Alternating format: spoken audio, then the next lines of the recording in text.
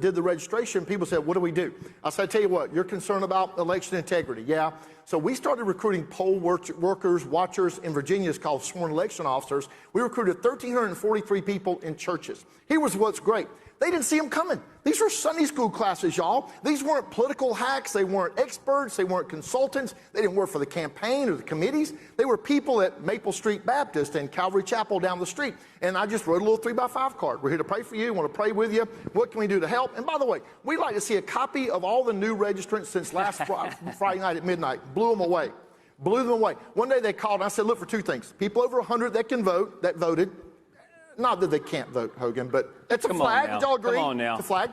Or more than 6 registered in a household. These are not trained experts. These are church people. One day they called and said, Chad, we found a house that 17 people registered in. What do you think? I said, that's a really big house. Why don't y'all run out there and see what it is? It was a field.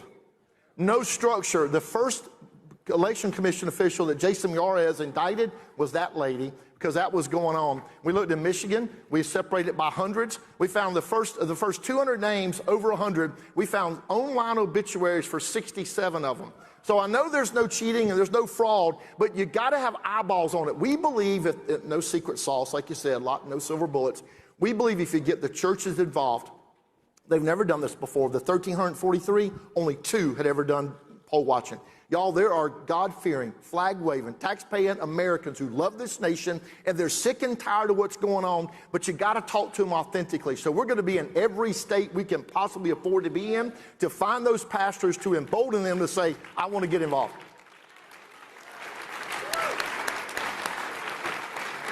There are a lot of reputations floating around out there about people from the South, but have you ever seen someone from the South that talks faster than Chad Conley?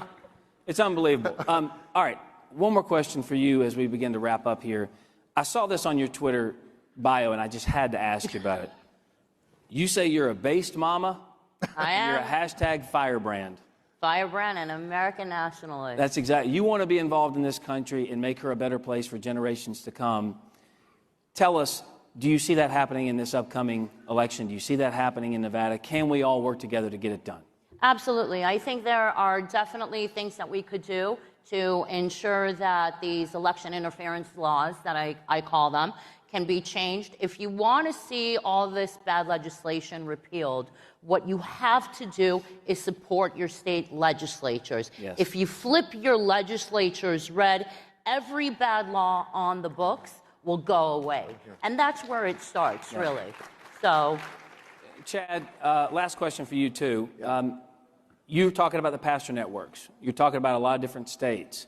Are you seeing those groups not just form, but wanting to get active in some of the key swing states? Man, I'm telling you, God's people are waking up. I was in Wisconsin. I could tell the story in every state. This guy came up. We were doing our meeting. He said, I'll let you use the church because your buddy asked. I'm pretty skeptical. I said, Pastor, what are you skeptical about? He said, well, just the whole political thing. I said, do you think I want you to be political? He said, yeah, I guess so. I said, no, I want you to be biblical.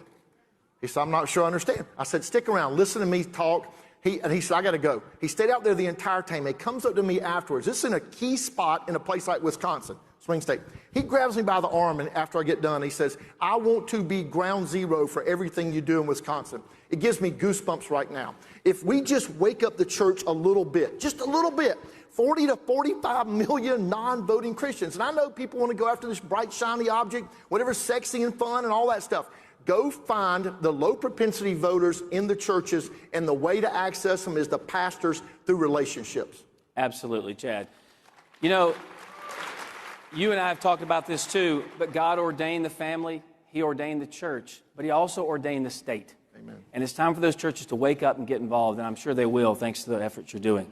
Folks, as we begin to wrap this panel, I just want to say something personally here, because coming to CPAC for me is such a blessing to be a small part of what Matt and Mercy have built. I remember when it used to be over the Omni Showroom years and years ago, much smaller, didn't do anything internationally, and now this thing has grown to a behemoth because it's a movement that's not going to stop. It's only growing every single year. You know, I was born in a very small town in North Carolina. I was raised in a smaller town in Arkansas, lived in South Carolina 20 years. Great relationship with my father, but my parents got divorced when I was about 5 years old. I was raised by a single woman, for all intents and purposes. I don't have a fancy last name like, Kennedy or Bush or Clinton. Thank God, my last name's Clinton. But I wondered. But yeah, thank you. But I'm just saying, I'm a nobody from nowhere. I shouldn't be able to work in an administration for a president of the United States. But as principal deputy press secretary in the White House under Donald Trump, folks, I got to walk into that White House every single day, go right through those gates and walk down that world-famous colonnade, right there by the Rose Garden. You know, the white colonnade. Remember Reagan walking by there in his tan suit with all those leaders? I got to walk there every day. I'd put my hands on the columns just to feel it. And I got to walk in there every day, get in my office that was from here to that clock, 20 paces away from the Oval Office. I got to go into that incredible room every single day, stand in front of the Resolute desk and give the President of the United States advice. Now, he never took any of it. But that is not the point. The point is, only in this country would someone like me get to give it. And I am supremely confident.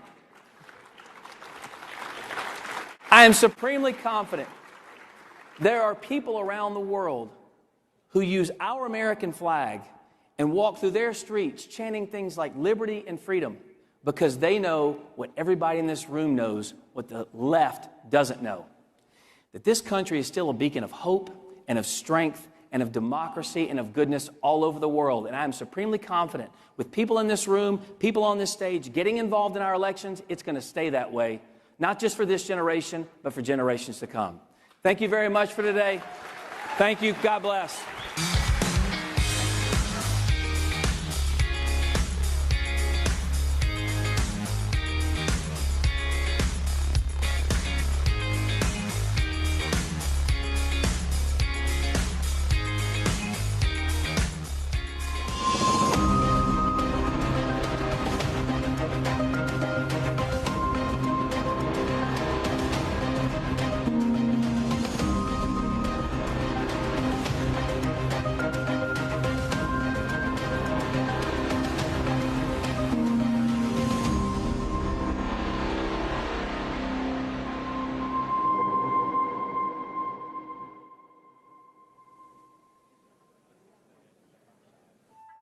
Champions are not born.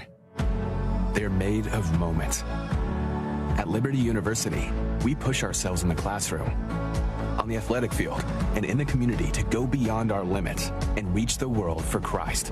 Every play made, every assignment completed, and each friendship formed is a testament to our dedication to that mission. These moments matter and make us champions. Become a champion for Christ at Liberty University. If you're having fun this year, just wait for CPAC 2025. You can get your tickets now. Go to cpac.org/2025. See you there. There's a concerted effort to intimidate and censor conservative thinkers. The very freedoms secured by our Constitution are being threatened by the most liberal progressives America has ever seen. It seems like everything they do is to the detriment of our great nation. But there are plenty of patriots with the courage to stand up to the left. Join AMAC. AMAC is a voice for conservatives that cannot be ignored. Stand with over 2 million America-loving patriots by joining AMAC today. It's no secret that Joe Biden loves his Inflation Reduction Act and the $1.2 trillion giveaway. Inflation Reduction Act is giving people more breathing room, as my dad would say.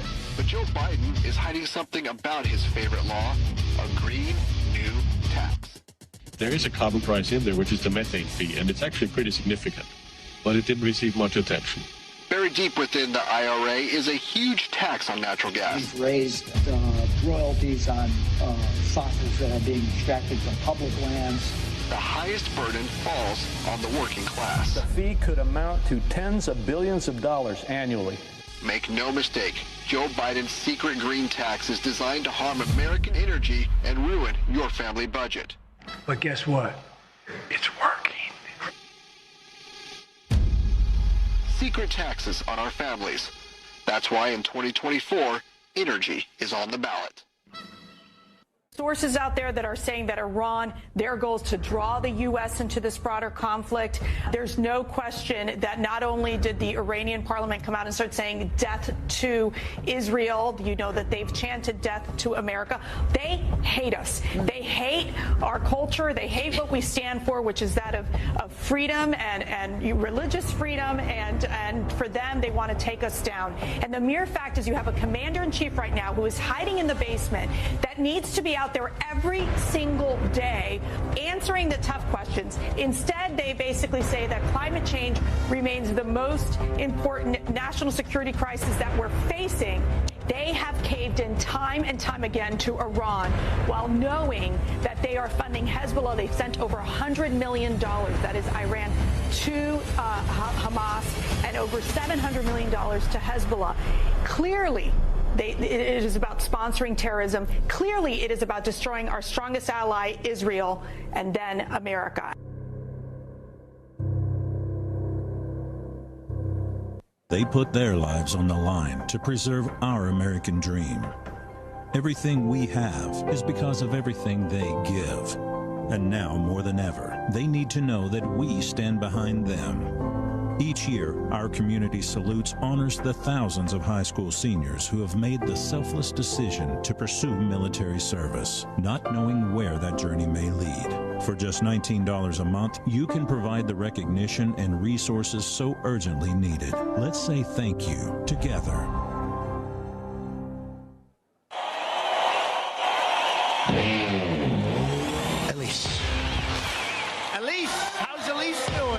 Republican from Northern New York, the youngest woman ever to serve in Congress. Elise Stefanik, the #3 leader in the House. One of the former president's most loyal supporters. What a job she's done. Thank you, Elise. Thank God there are people out there like Elise Stefanik who doesn't just moan about things on Twitter. Congresswoman Elise Stefanik is now suing Governor Hochul, claiming that allowing unregulated mass mail ballots violates the state constitution. Congresswoman Elise Stefanik has filed a complaint against New York Attorney General Letitia James. It is a witch hunt. This committee is not about seeking the truth. It is a smear campaign. Stefanik has filed a complaint alleging judicial misconduct. The real threat to democracy is Joe Biden and Democrats who are attempting to remove President Trump from the ballot. I have been so proud to stand up for the American people in the toughest fight. I watched her run over the head of Harvard, the head of Penn, the great old Wharton School of Finance. Did I not realize when she opens that mouth, you were killing them, Elise? You were killing them. Whether it's standing up for election integrity, whether it's being the first member of Congress to endorse President Trump, whether it's defeating Liz Cheney to unify the Republican Party. I'll always be your friend. What a great future you have. Are we ready to make America great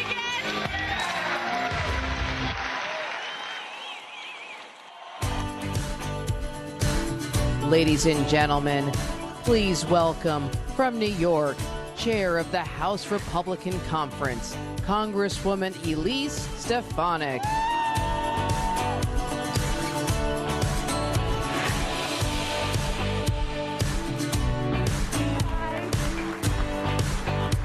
Hello, CPAC. I have two very important questions for you. Are we ready to fire Joe Biden this November?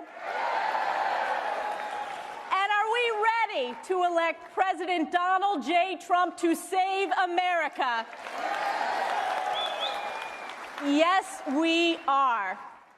It's time to make history. We always say that every election is the most important election in our lifetime, but this election truly is. Because in just 3 short years, Joe Biden and the far-left Democrats have laid waste to our great nation. For the first time ever, the majority of Americans believe the next generation will be worse off than their parents. This is fundamentally not who we are. The American dream is being destroyed by the radical left, and we are in a country that's in crisis. From Joe Biden's catastrophic border crisis, to Bidenflation crushing hardworking families, to evil terrorists attacking our most precious ally, Israel, to the shredding of our Constitution, and to the unprecedented, illegal, and corrupt weaponization of the federal government.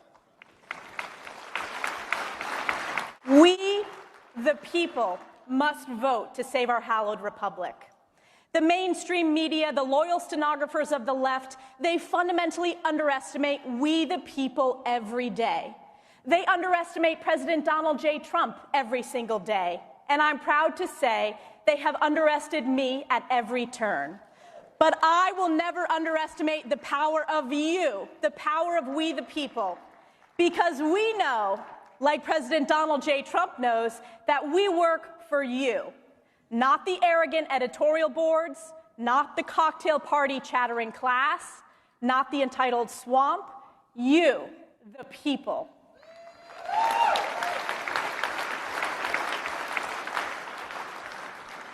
Ten years ago, I was proud to make history as the youngest woman ever elected to the United States Congress. And it is my... Thank you.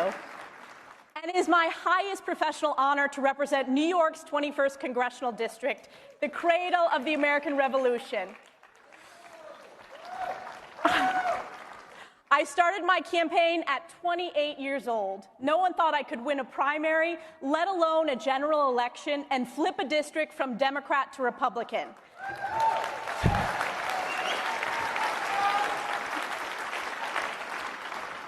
They said, she can't win. Sound familiar? You see, I don't come from a political family. I was raised in a hardworking small business family who loves our country. I saw the extraordinary work ethic that my parents put into building their small business and providing a better opportunity for their children than they had themselves. I was the first member of my immediate family to have the opportunity to graduate from college. And I graduated from Harvard, but that's not the achievement. The achievement is graduating from Harvard and staying a conservative.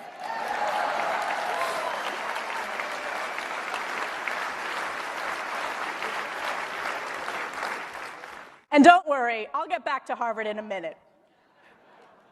But in this first underdog campaign, we out-hustled, outworked, and we flipped a district from Democrat to Republican.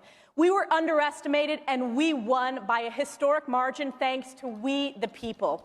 You see, this was a district that Barack Obama won twice. Now, it's Trump and Elise country.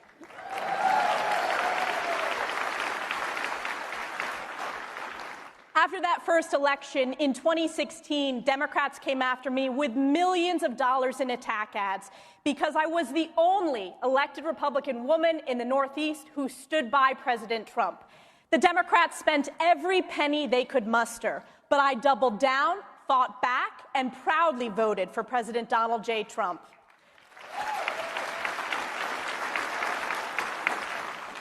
And we all know how this ends. Trump defied odds, made history, and made America great again. But the vicious left is relentless, and I was underestimated yet again when during the first sham impeachment in 2019, infamous Russia hoaxer Adam Schiff was so bothered by my crystal clear defense of the Constitution, the rule of law, and President Trump that he broke congressional rules to try and shut me down. But he failed. And like all of you, on January 6th, I stood up for the Constitution and election integrity. I then went on to defeat and replace Pelosi puppet Liz Cheney.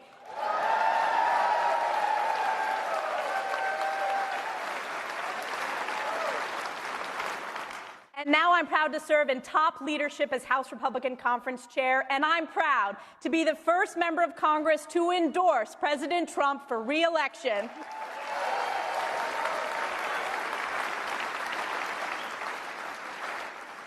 Time and time again, I have stood in the breach for President Trump, for the Constitution, and most importantly for you, we the people, in some of the toughest fights of our republic.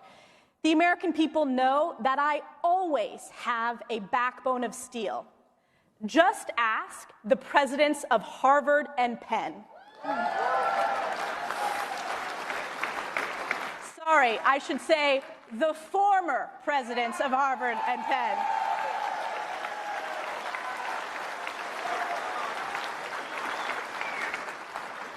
Did you all see that congressional hearing on anti-Semitism?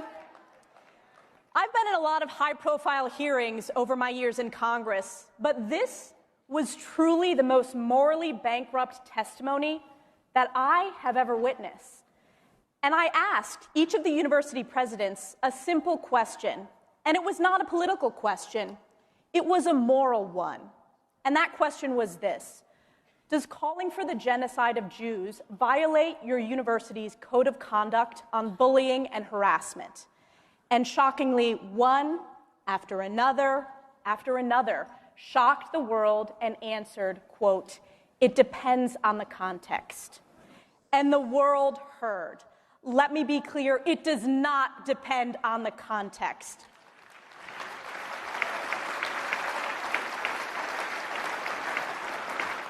You ask that same question to 3 hardworking constituents from my district, a farmer, a manufacturer, and a suburban mom, and they know how to answer that question.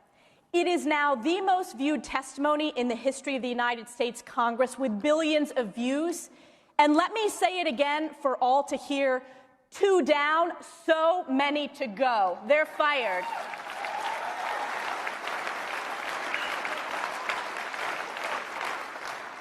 And this hearing showed the world what we already know, that there is a radical leftist rot in our higher education system that is destroying the minds of our next generation.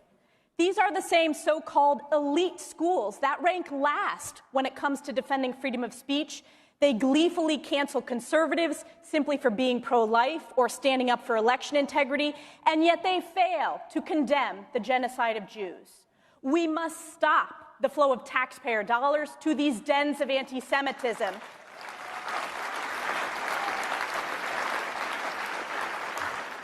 We must account for every dollar of foreign funding flowing into these schools, and we will end the tax breaks that have incentivized this moral rot on campus.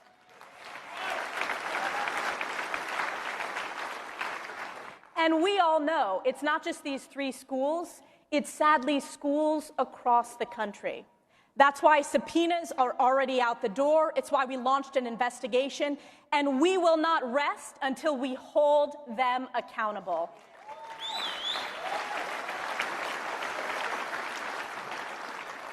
That historic hearing showed that one voice supported by the American people can set off an earthquake and a reckoning and help save our country.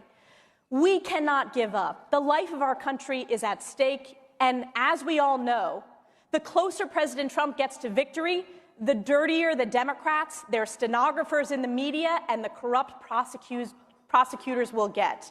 They will stop at nothing, and I mean nothing, in their attempt to steal this next election. We saw Democrats baselessly impeach President Trump twice. They indicted him 4 times for non-crimes and are trying to bankrupt him and destroy his successful business. In my home state of New York, far-left Democrat New York Attorney General Tish James, who campaigned on going after President Trump, she teamed up with an unethical Democrat Manhattan judge to unconstitutionally impose a nearly $500 million penalty on Trump for the victimless non-crime of paying back banks in full, on time, as agreed, with interest. It's corrupt.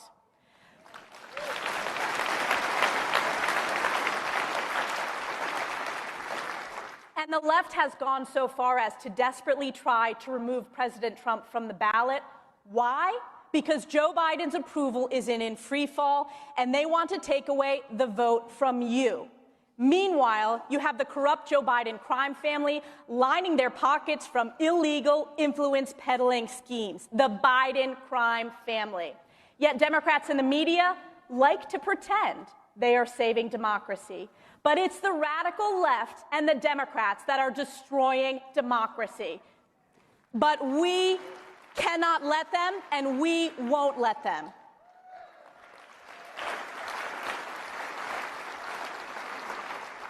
Ladies and gentlemen, as we enter this election season, we cannot lose sight of what's at stake. America itself is on the line. We had the most secure border in our nation's history when President Trump left office. Joe Biden took executive actions leading to the most wide open border in our nation's history, with over 8 million illegals invading our country, an amount greater than the population of 36 states. Biden halted border wall construction. He ended Trump's Remain in Mexico policy and implemented catch and release. In Joe Biden's America, every district is a border district. Every state is a border state. The southern border is being invaded, and even on the northern border in my district, illegal crossings are up over 1,400%, including individuals on the terrorist watch list. Crime is spreading from cities to small towns. Cartels cross the southern border with zero consequences. Illegal immigrants come to our cities, assault our brave law enforcement officers, rob our neighbors, and if they are in New York City, Democrats give them a taxpayer-funded debit card. Fentanyl is pouring into every crevice of the country and poisoning a generation of Americans. This is Joe Biden's border crisis. The media won't hold him accountable. The left won't hold him accountable. So you and I must, and we will hold him accountable at the ballot box.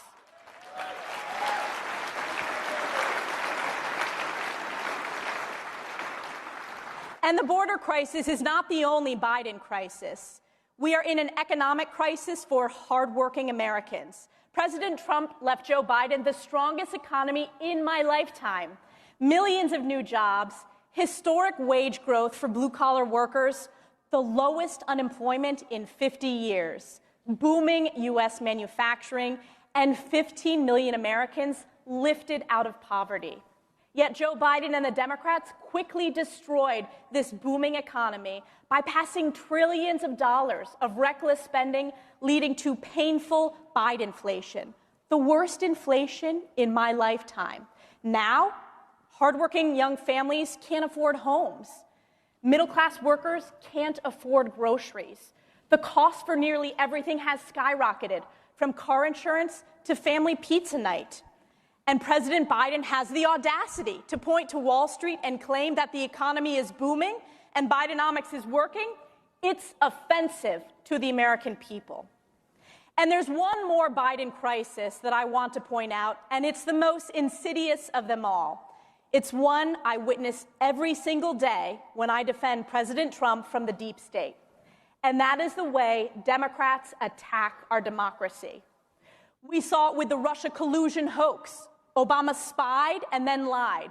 We saw it with how they unconstitutionally rigged the 2020 election. We saw it when the deep state colluded with big tech and used taxpayer dollars to censor the accurate Hunter Biden laptop story. And we see it today as unelected liberals try to unconstitutionally remove Trump from the ballot. And let's remember, Democrats objected to every Republican president in the 21st century. This is the same justice system that shrugs off the worst corruption we've ever seen in the White House from the Biden crime family. Here is a rule of thumb that I know you will agree with. What the Democrats accuse us of, they are guilty of 10 times over.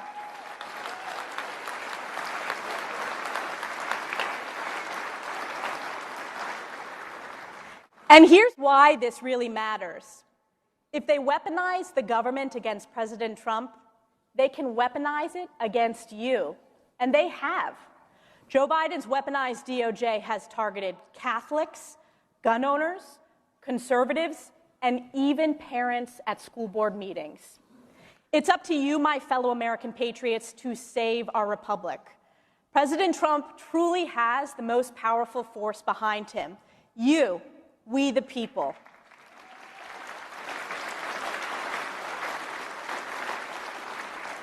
Ladies and gentlemen, here's what I want you to know.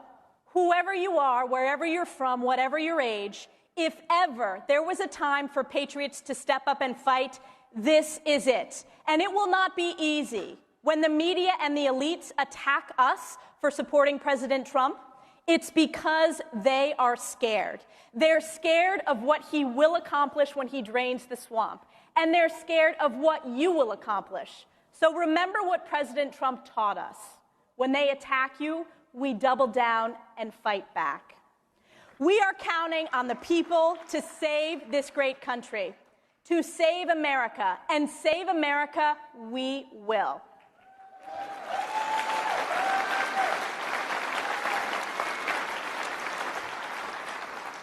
And I want to end with this. As we embark on the difficult path ahead, I again turn to Galatians 6:9. And let us not grow weary of doing good, for in due season we will reap if we do not give up. We, the people, will never give up on America. I will never give up on you. President Trump will never give up on you.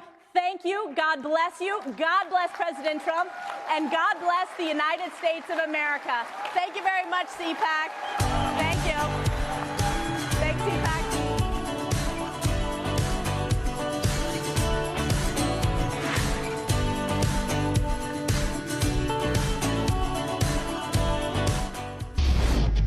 For the last 3 years, the Biden administration's attack on American energy weakened our standing in the world. After the Russian invasion of Ukraine, Europeans worried about Vladimir Putin cutting off their energy supply. Here at home, the Biden administration would blame Russia for rising gas prices, even though the cost of gas was already up 40% before the invasion. Meanwhile, Russia joined with other OPEC countries to cut oil production, further driving up the price of gasoline. We saw President Biden travel to Saudi Arabia and beg them for oil. More recently, Hamas terrorists launched a brutal attack on civilians. Under President Biden, Hamas ally Iran had a record year for oil exports in 2022, with their biggest customers being China and Venezuela. Surrendering American energy independence carries a steep price tag. It's something we should all remember because in 2024, energy is on the ballot. Hey everyone, it's Matt Schlapp, and I'm not here with Mercy, but we do a great show called America Uncanceled several times a week, and make sure you tune in. This president is calling my family, is calling me, is calling MAGA supporters enemy of America. That's right. I am the daughter of a Cuban political prisoner who fought for freedom, who fought against authoritarian and dictators. He sounds just like Fidel Castro did. Fidel Castro would target the enemies of his government and try to take them down. This is exactly what we're seeing with Joe Biden. He should be ashamed of himself. No American should be called a Nazi or be called an enemy of the state. Yeah. Those of us who love this country, and I have spent my whole life defending freedom in America.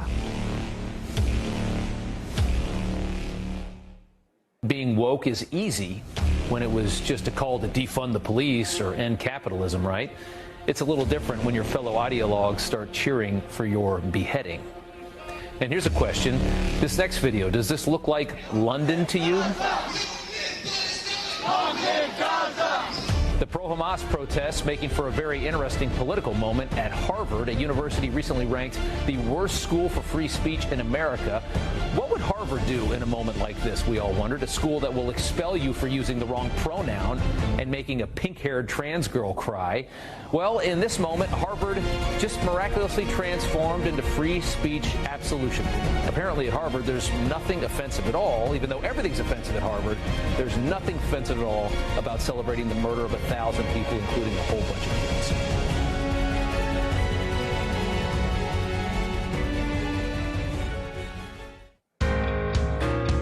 Ladies and gentlemen, please welcome from Ohio, United States Senator J.D. Vance, and host of Rob Schmitt Tonight on Newsmax, Rob Schmitt.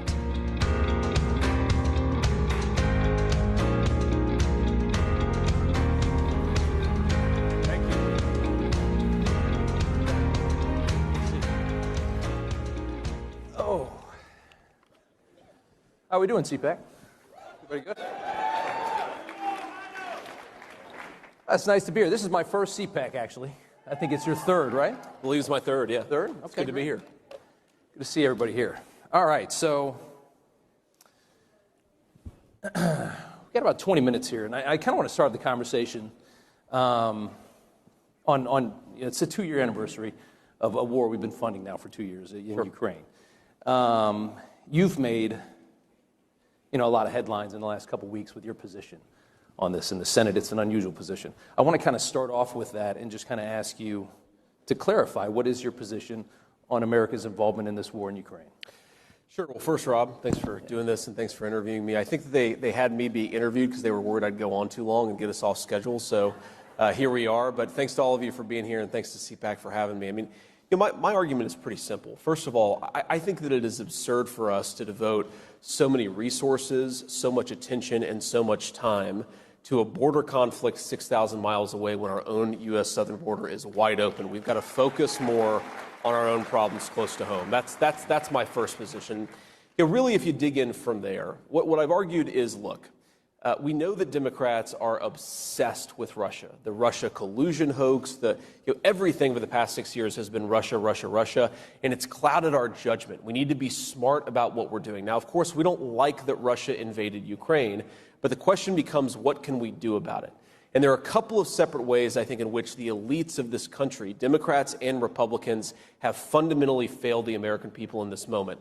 The first is that we have expended decades worth of supplies of American weapons on the Ukraine-Russia conflict when we don't make enough of that stuff on our own. We know the story. One of the reasons Donald Trump was elected in 2016 is we don't manufacture enough of our own stuff anymore. So we need to make more of our own stuff. But they've put us in this position where we don't do enough of it, so we don't make enough of our own stuff. And at the same time that we don't make enough of our own stuff, they want us to send all of our critical weapons overseas.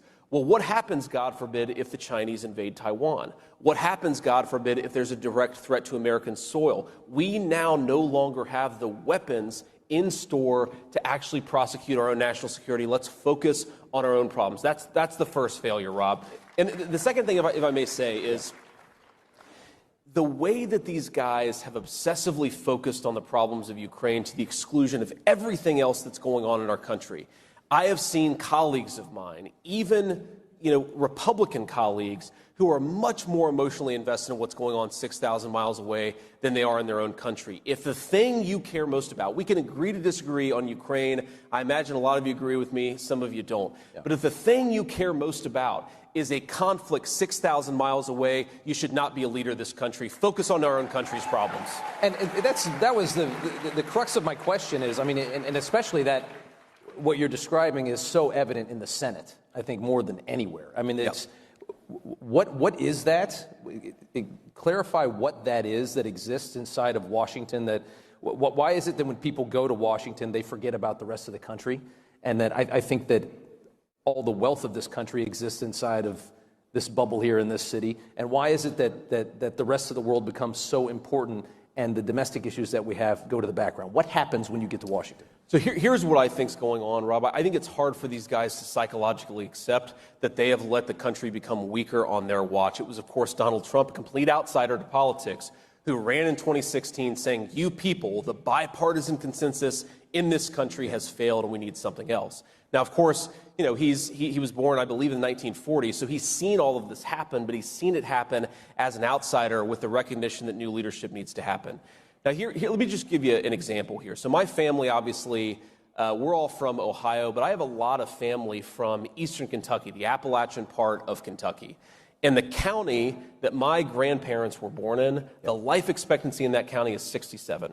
67, that's comparable to a lot of third world countries. If you are a leader and you have allowed that to happen to your own country in your own backyard, if you're Mitch McConnell and you're a senator from Kentucky and you care more about the fact that Russia invaded Ukraine than about the fact that your own citizens are getting murdered by fentanyl brought in by cartels and that's lowering life expectancy, you need to look in the mirror and accept that your job has been a failure. You've been a failure at your job of leadership. And what is the diagnosis of that, though? What happens to them, though? Because there's no reason why that should be that way.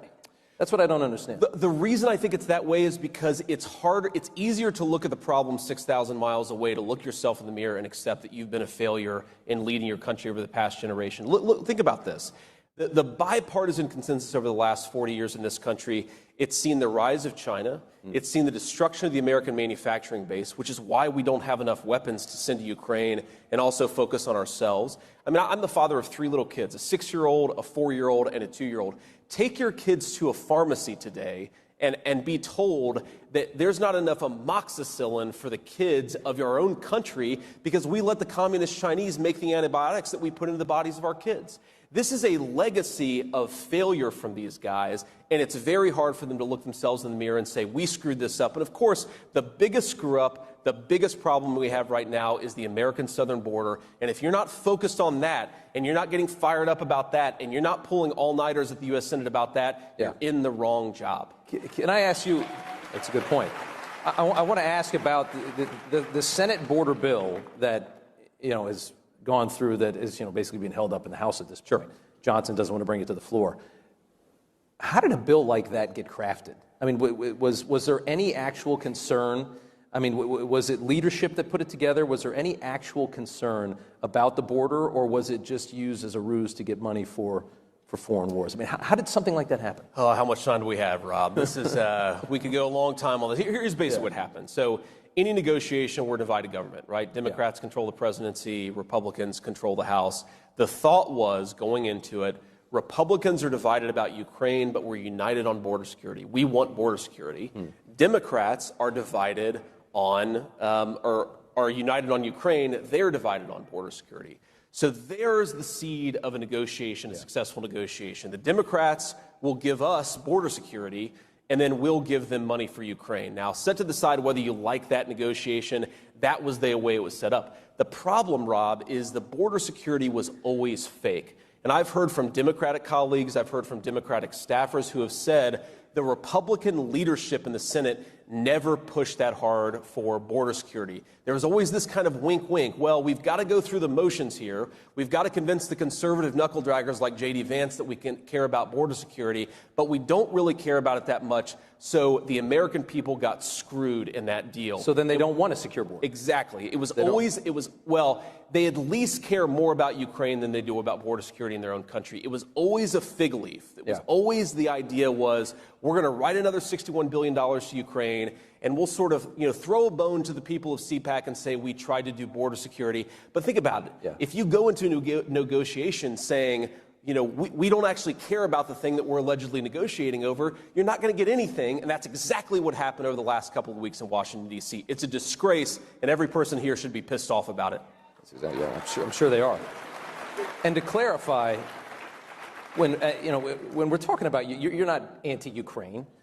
You don't have an anti-Ukraine position. You don't want Ukraine to lose this war. They try and paint anybody that wants perhaps diplomacy in this situation, which is something on my show we talk about all the time. We talk about with Rick Grinnell all the time. Like, what happened to diplomacy the last 2 years of this war? Why is nobody fighting to figure out a way to end this war? Why is it just send more money, send more bullets, send more guns? Why is that the only option that we have here?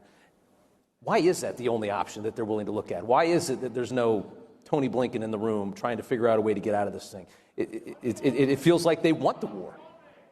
It's all, Rob, I hate to say it, but I think it's all about the money. It's all about money for people who are getting, look, let's be honest, whether it's the reconstruction that will come to Ukraine hopefully soon, but maybe not for another couple of years, or whether it's the direct supply of resources, whether it's the corruption in the country, we know that a lot of money is getting skimmed off the top here. We don't know how much, we don't know exactly how it works, but we know there are real problems. And I think another thing that's going on, Rob, is that these people have convinced themselves, meaning the leadership of our country today, that diplomacy is a bad word. I remember when Donald Trump, maybe the most important thing he said during the campaign was, what's in America's interest is for the killing to stop. Like, such a simple insight, right? We want the killing to stop. We want energy prices to come down, food prices to come down. All of these things are made worse by a never-ending conflict in Eastern Europe. But these guys, if you talk about diplomacy, oh, you're a Putin shill. Where have we heard that from? We've heard that for the first 4 years of Donald Trump's administration, that he was a Putin shill, even though Vladimir Putin, the only time he didn't invade another country was when Donald Trump was president. It doesn't even pass the smell test, but these people have gotten themselves convinced that it's a bad word to engage in statesmanship it's crazy, it's bad for the country, but it's where we are today. It's the politics. It's so insidious. Yes, it is. It's so frustrating to. I mean, the people in this room are paying attention, and most people aren't, which is why these stupid little games work the way they do. But if you're paying attention and you're watching this and you're seeing it, it's so frustrating to see that when you're just trying to do the right thing and you get painted as a certain way, they vilify people for just having a difference of opinion. Yep. I mean, that's the most dangerous thing. And in this country, we see that constantly, and they have complete control of the media narrative. So yeah. It's funny, Rob. There are, I believe, 3 U.S. senators who are on a permanent lifetime ban list to Russia, and I'm one of them, right? Oh. So the mainstream press, the mainstream press calls me a Putin shill. I've never even talked to the guy. I don't get to go to Moscow to have the pierogies in Russia. Like, it's a lose-lose proposition for me. But of course, it's good for the country to have somebody saying, how long does this go on? How much money are we supposed to funnel into this country? And importantly, Rob, something needs to be said. You asked me, am I anti-Ukraine? Of course I'm not. In fact, I think these people are very brave. Most of them are just obviously good people who are trying to do the right thing. The average age for a soldier in the Ukrainian military right now is about 45 years old. Yeah. I'm 39. I was in the Marine Corps when I was 19 years old. That is not a healthy thing. So if you care about Ukraine, but most importantly, if you care about America, you should be wanting this thing to come to some diplomatic resolution. I think that's the only hope from here on out. Zelensky's not pushing for that, though. I mean, that's the one thing that confuses a lot of people. His people are dying. I don't have any question that the guy loves his country. He wants to be in that country. He's a Ukrainian. He's letting his own people get killed on the field, and there's no push for an end. So this is interesting, Rob. What Zelensky and a lot of folks in Ukraine have said, and I was in sort of Munich a couple of days ago, actually, the big national security confab, and I was pretty much the only person who believed the things that I do there. People said, well, you're on an island. I said, well, I'm on an island maybe in Munich, but I'm not on an island in the United States of America. The majority of the American people actually agree with my worldview here, and I think that's important. But what the leaders of Ukraine from Zelensky on down have said, that there was a negotiated peace to be had back in the early days of fighting. You know who prevented it? The Biden administration and Boris Johnson, who was the Prime Minister of the United Kingdom. So I actually think that there was an opportunity for peace. I still think there's an opportunity for peace. You just have to get the wackos and the idiots out of the White House. Yeah, well said. Well said. I want to talk about 2024 here for a moment. I mean, there's new polling out, it seems almost every day at this point. When you look even at the specific issues, former President Biden, I should say, is getting crushed. You look at specifically immigration, foreign policy, he's getting eviscerated. And people get excited, right? Because they think, oh, great, Trump has a great chance in the next election. That's wonderful. What I see and what I think terrifies me, if you look at a country that's been pulled for decades to the left, to the left, to the left, to the left, to the left, I think you got to think long term. What I see is, that this next election is going to be competitive. It's not going to be a landslide. Look at what they're able to do to a country and still compete electorally and still compete for power. I mean, I've never seen, I could never have imagined that Biden was going to come in and just start dismantling every single thing that works about this country as fast as he can, and then somehow get to a point where, it's going to be close. I mean, you can look at the polls all you want, but damn well when that election comes down, it's going to be tight. It's going to come down to 4 or 5 states, and it's going to be close. How have we gotten to the point in this country where I almost feel like we're just full of guilt and self-loathing that we elect people that dismantle everything that we love about our country? I think we have to be honest about 2 things, Rob. This is by design. So there are 2 major structural problems in the American Republic right now. The first is that we gave control over our entire information ecosystem to big technology companies that hate the values of the people in this room. Yeah.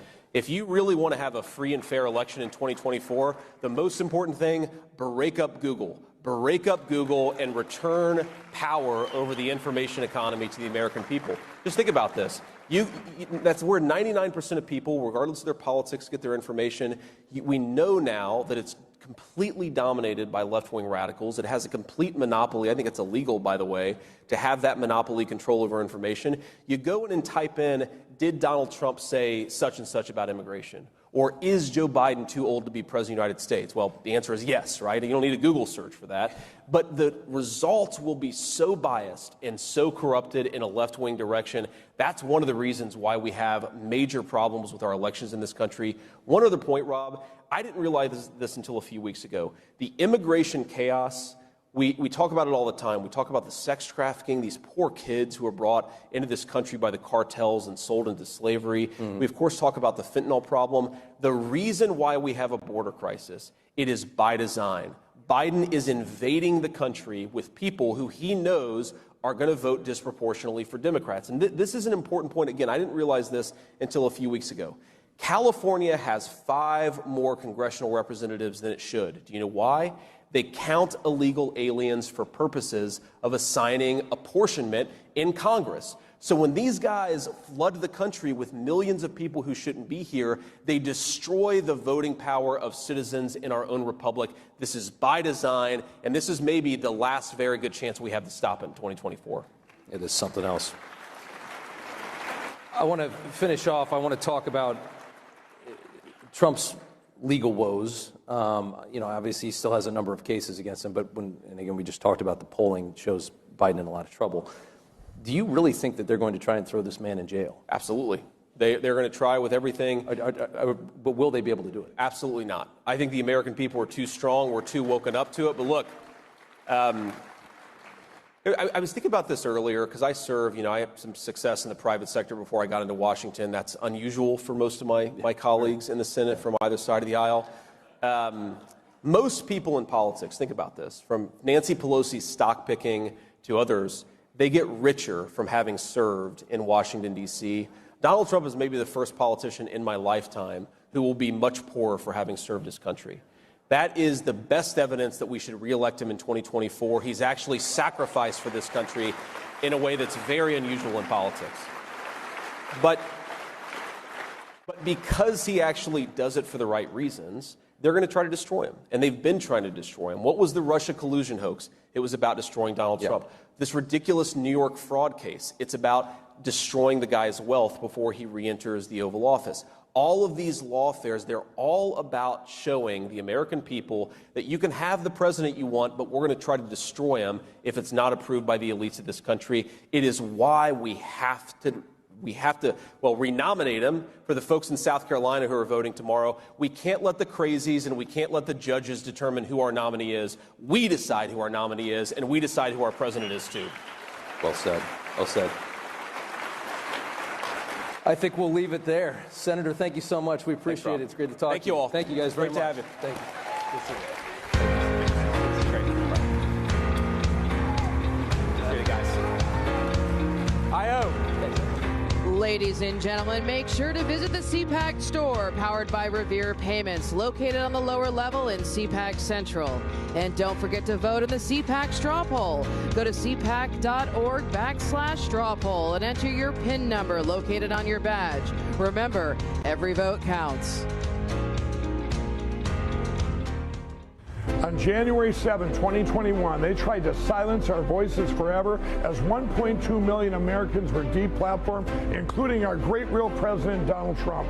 It's been 3 long years of fighting to save our country and secure our elections, but now our voice is bigger than ever. God has blessed me with frankspeech.com and our courageous Lindell TV lineup with Emerald Robinson, Steve Bannon, and the great Lou Dobbs, along with hundreds of other hosts. We want you to be informed and involved as we work to save our country. So watch our epic lineup on Lindell TV at frankspeech.com. Thank you and God bless.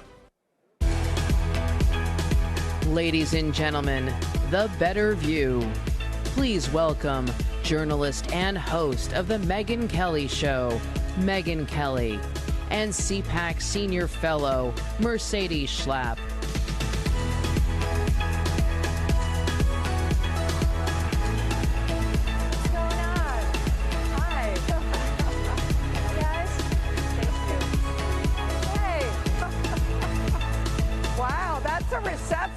That's amazing. How's everybody doing?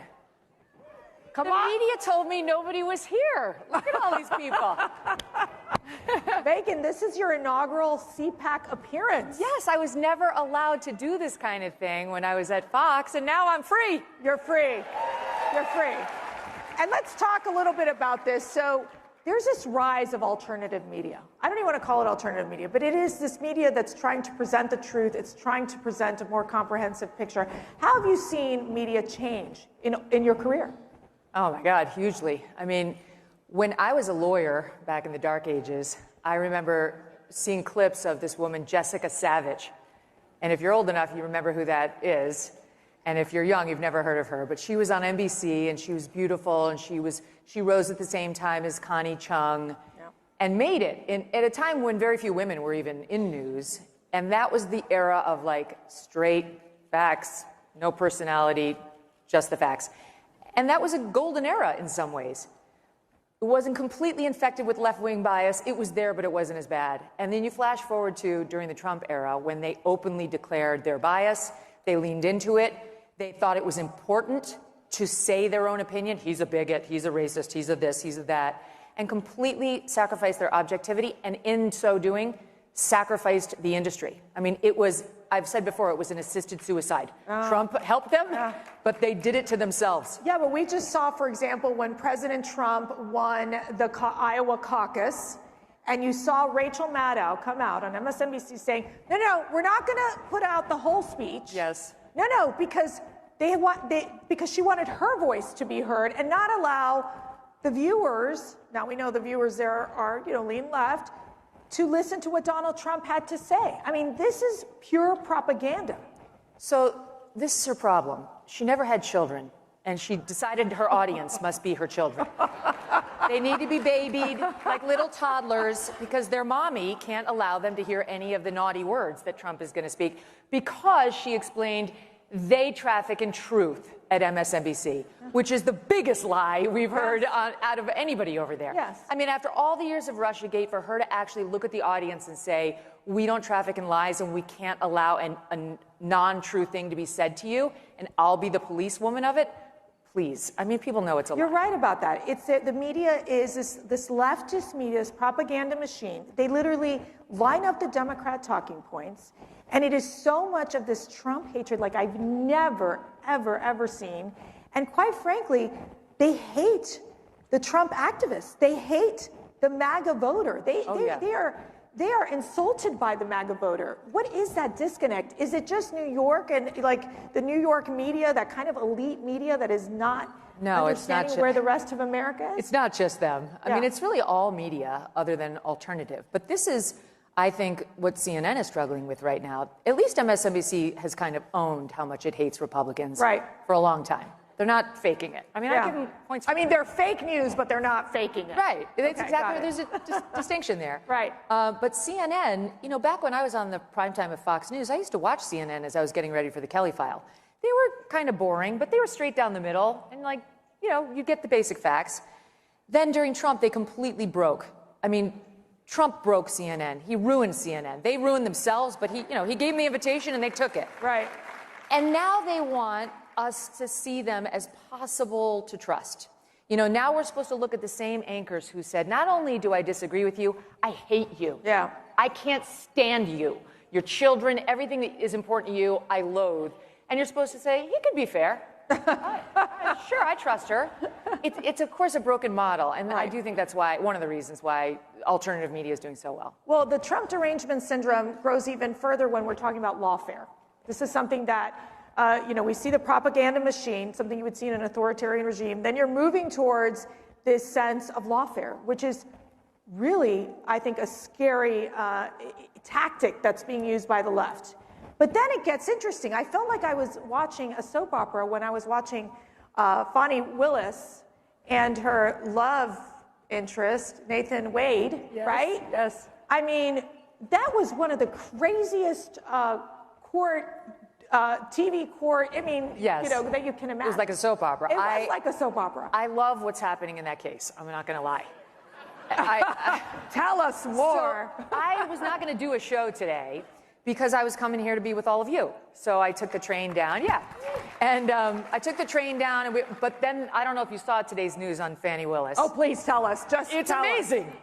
And so we did a show. I just did a show from the hotel room before I came down here. And it'll be out later, the Megyn Kelly show. Download for free. In any event, it's insane. So these two prosecutors, Fani Wade and the man she brought in, Nathan Wade, admit that they had an affair. They denied it started. Fani Willis, you already changed her name. I go with Fani. I think we all know it's Fani. Okay? Fani Willis. I keep saying Fani Wade. I thought you said Fani. You said Fani Wade. She's Fani Willis, but I keep saying Fani Wade. I mean, I'm hoping something good could come out of this for them.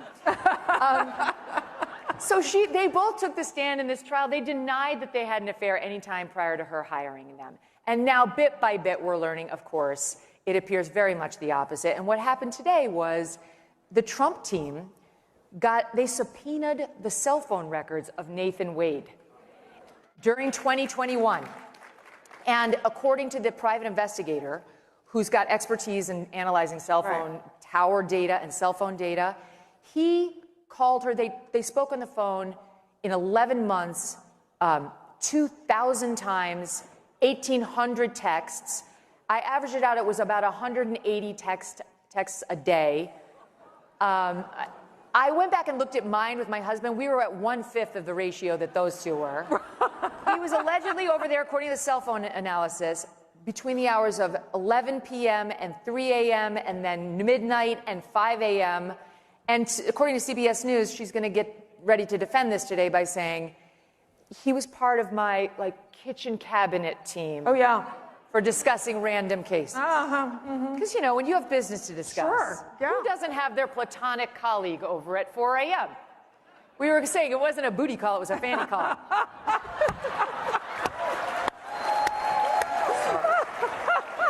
Too much? No, not at all. Keep going. But anyway, can I just put a pin on that? Please, no. So I do believe they're both going to get booted off of this case. Really? I believe they lied under oath to this judge to save their own skins. They're prosecuting Trump and his colleagues for lying. That is one of the main things that she's accusing them of. And the reason it's so delicious is because the same thing I believe that made Fani Willis lie under oath, despite the fact that it would be wrong for a civilian, but it's really wrong for an officer of the court, is the same thing that made her bring this BS prosecution. It's her partisan, dishonest nature. She wanted to get Trump, just like Letitia James wanted to get Trump, and Alvin Bragg and Jack Smith. And I really think that the brilliant lawfare artists on the defense side in Georgia should have a talk with the other defense lawyers in these other cases. Because if this is how we're going to fight, dirty, below the belt, making up charges, breaking our system of rule of law, which didn't use to prosecute political enemies, then we should fight back the same way. It should be brought right back on all these prosecutors. Going into what we've seen with all of these cases, I mean, you've got the Stormy Daniels case against Trump as well. That's going to be heard here shortly. You've got Jack Smith's obsession with Donald Trump. You've got, obviously, the civil fraud case in New York, Judge Enderon, who $340 million. It's going to be $450 million. 400 by the time we're done with this. Yeah. I mean, they're just trying to break this man. They're trying to destroy his life, destroy his family, all for political persecution. We've really crossed the Rubicon. Yeah. We never used to do this to each other. Like, we would fight, we knew we disagreed, we'd fight, bare-knuckled brawling, the two sides. But we would never put a man's freedom at risk just because we disagreed with him. Right. We would never try to devastate his business and disincentivize any good man or woman for running for office, right? Like, who would run? Don't you know, like, a couple of great people in your life who you're like, God, you'd be great to run? Who that's sane would run if you thought this was a likely outcome? I asked Trump about it. I interviewed him in September, and I was like, what are you doing this for? You already were president. You could be in Scotland doing the golf, which you love, and enjoying your grandkids, and he isn't built that way. And I do think he thinks he's got unfinished business for the country, and I think the country feels the same. So what legal advice would you give Donald Trump? Honestly, keep at it. Because I'll tell you, Trump's got 4 criminal trials coming his way, and in order to avoid, I heard Rob and JD talking about, is he likely to, go to jail? And I do think JD's right. Senator Vance, they'll try to make him go to jail. But Trump needs to pull an inside straight in order to avoid jail. And can I tell you something? He's doing it. He's doing it. I've been watching these cases very carefully. It's not a lock, but it's going as well as it can go. He's obviously got very good lawyers around him. The New York case is BS. He's not facing real jail time in that one. That should be a slap on the wrist, and he is going to be convicted, but it's such BS. He allegedly paid a porn star to be quiet, and then they're mad he didn't document his hush payment. That's the very nature of a hush payment, is that you don't write it down and tell everybody about it. Anyway, so that's that one. Then you got the two Jack Smith litigations, where it's all, January 6th and the Mar-a-Lago documents. Well, the Mar-a-Lago documents is getting slow-rolled and slow-rolled and slow-rolled because it's so complex. Does the jury need security clearance? Did the lawyers need security clearance to see the documents he had? This is not getting tried before November. And if Trump can win, both of those federal prosecutions go away. He doesn't need to pardon himself. He just needs to pull the DOJ off of the cases. That's it. All he needs to do is delay those two cases until post-November, and it's happening. Yeah. Now, the one in D.C., she really wants to try this case. Judge Chutkan would love to put Trump behind bars. And that one he's vulnerable in because of the jury pool, but that one, too, has got the main heart of it, the obstruction charge, and I'm trying not to bore you, but the main charge is the obstruction charge. You obstructed a proceeding of Congress on January 6th. That's going up to the Supreme Court through the other January 6th defendants, and their case is very strong. Right. So the heart of that Trump case could get thrown out through a proceeding that's going up with other defendants. And that leaves us with Georgia and my girl Fannie. Girl Fannie! Go Fannie!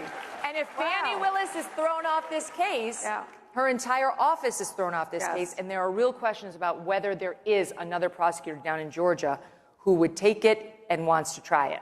Yeah, Fannie Cash. Fannie Cash. Yeah. That should be her name. Shifting gears here. Obviously, you're a mom, and you have two boys, one girl. We were having this discussion as a mother of 5 girls. And parents out there, they're freaking out. They're looking at the fact that this leftist agenda has penetrated into their schools. This is a topic we've been discussing here, where you have 14-year-old girls having mastectomies. They're getting puberty blockers. You have the medical industry supporting this. How do we stop this?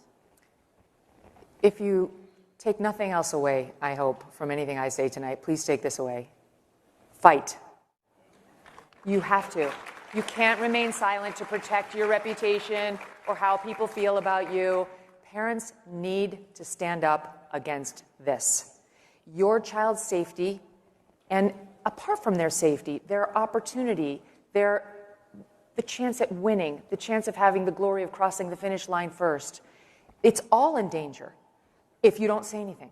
And I know it's scary, you're afraid, you want to be seen as empathetic and not a bigot, not a transphobe. Eventually, hopefully, you'll get to the point where many of us are, which is, I don't care what you call me. Exactly. I couldn't care less what you think of me when I'm standing up for children's rights. A couple of things here. Number one, they tell us that the puberty blockers into the cross-sex hormones, it's fine. Puberty blockers are just a pause. It's a lie.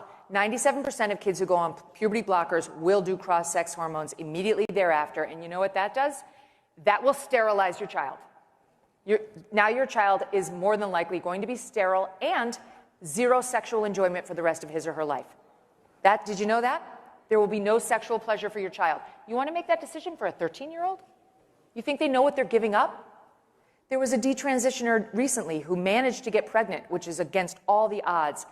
And she was in tears at the birth of her baby, not fully tears of joy, but also because she couldn't breastfeed. She had had her breast chopped off when she was a teenager, a young teenager. Yeah. And you know, Mercedes, it's like when I had my first child, I, of course, went through the 9 months of pregnancy. The moment I felt like I really became a mother was when they put that baby to your breast and you're like, holy mother, right?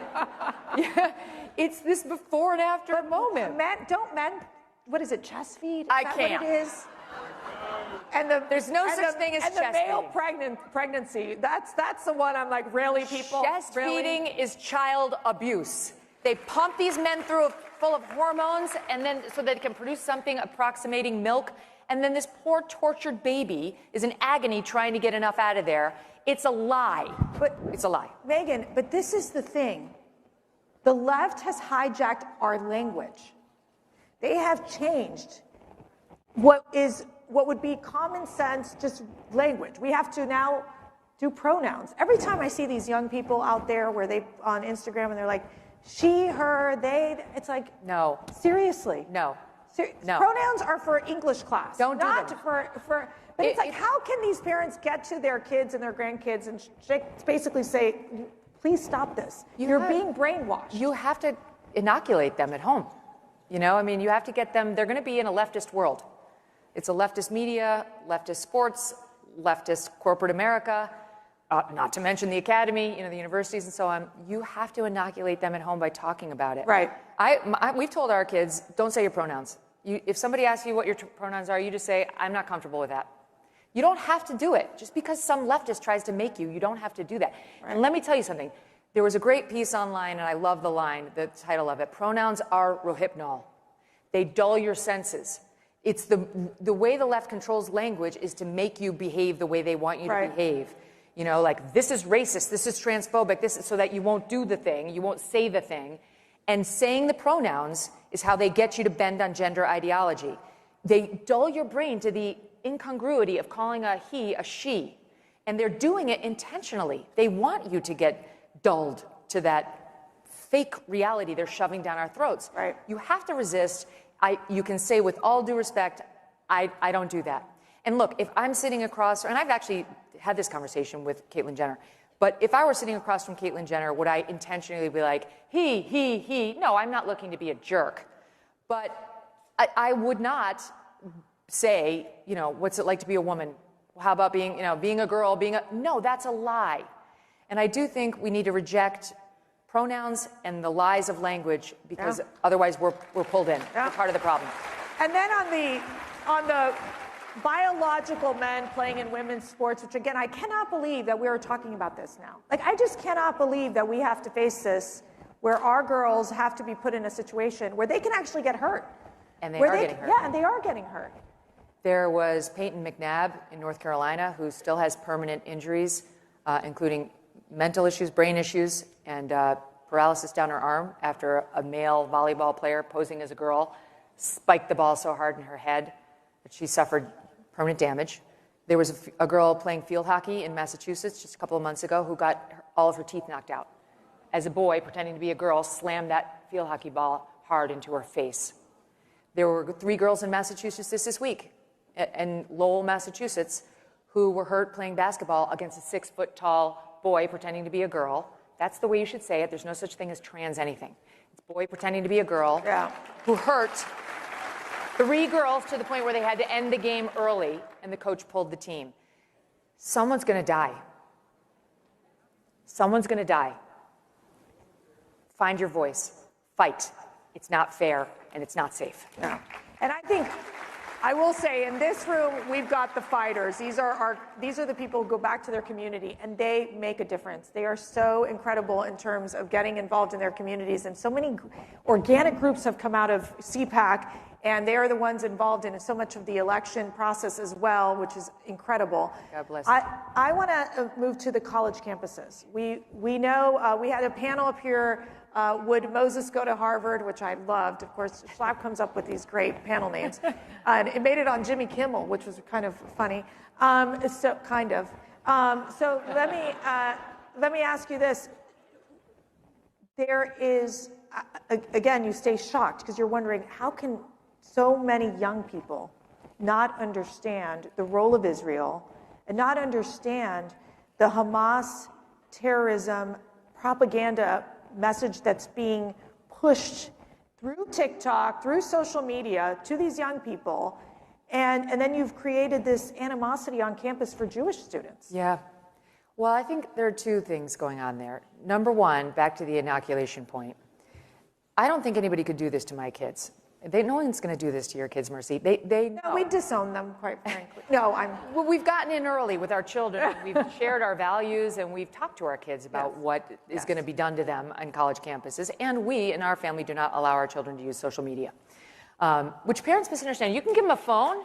Yeah. You can give them a phone, and they can message. Yes. And they can. We actually do some YouTube, which I know is technically social media, but like, my daughter watches Dance Moms on it. It's not, Oh, don't talk about Dance Moms. But the TikTok, Rumble, Snapchat. we like Rumble. Yeah, that's right. But I'm talking about like TikTok, Snapchat, Instagram, Facebook. Like, these are not appropriate tools for children. And in particular, TikTok is where this begins. So I do think keeping them away from social media in the young formative years, and you reinforcing your own values and what's true is important, and keeping the right news sources funneling to them so they're hearing facts that you know are real.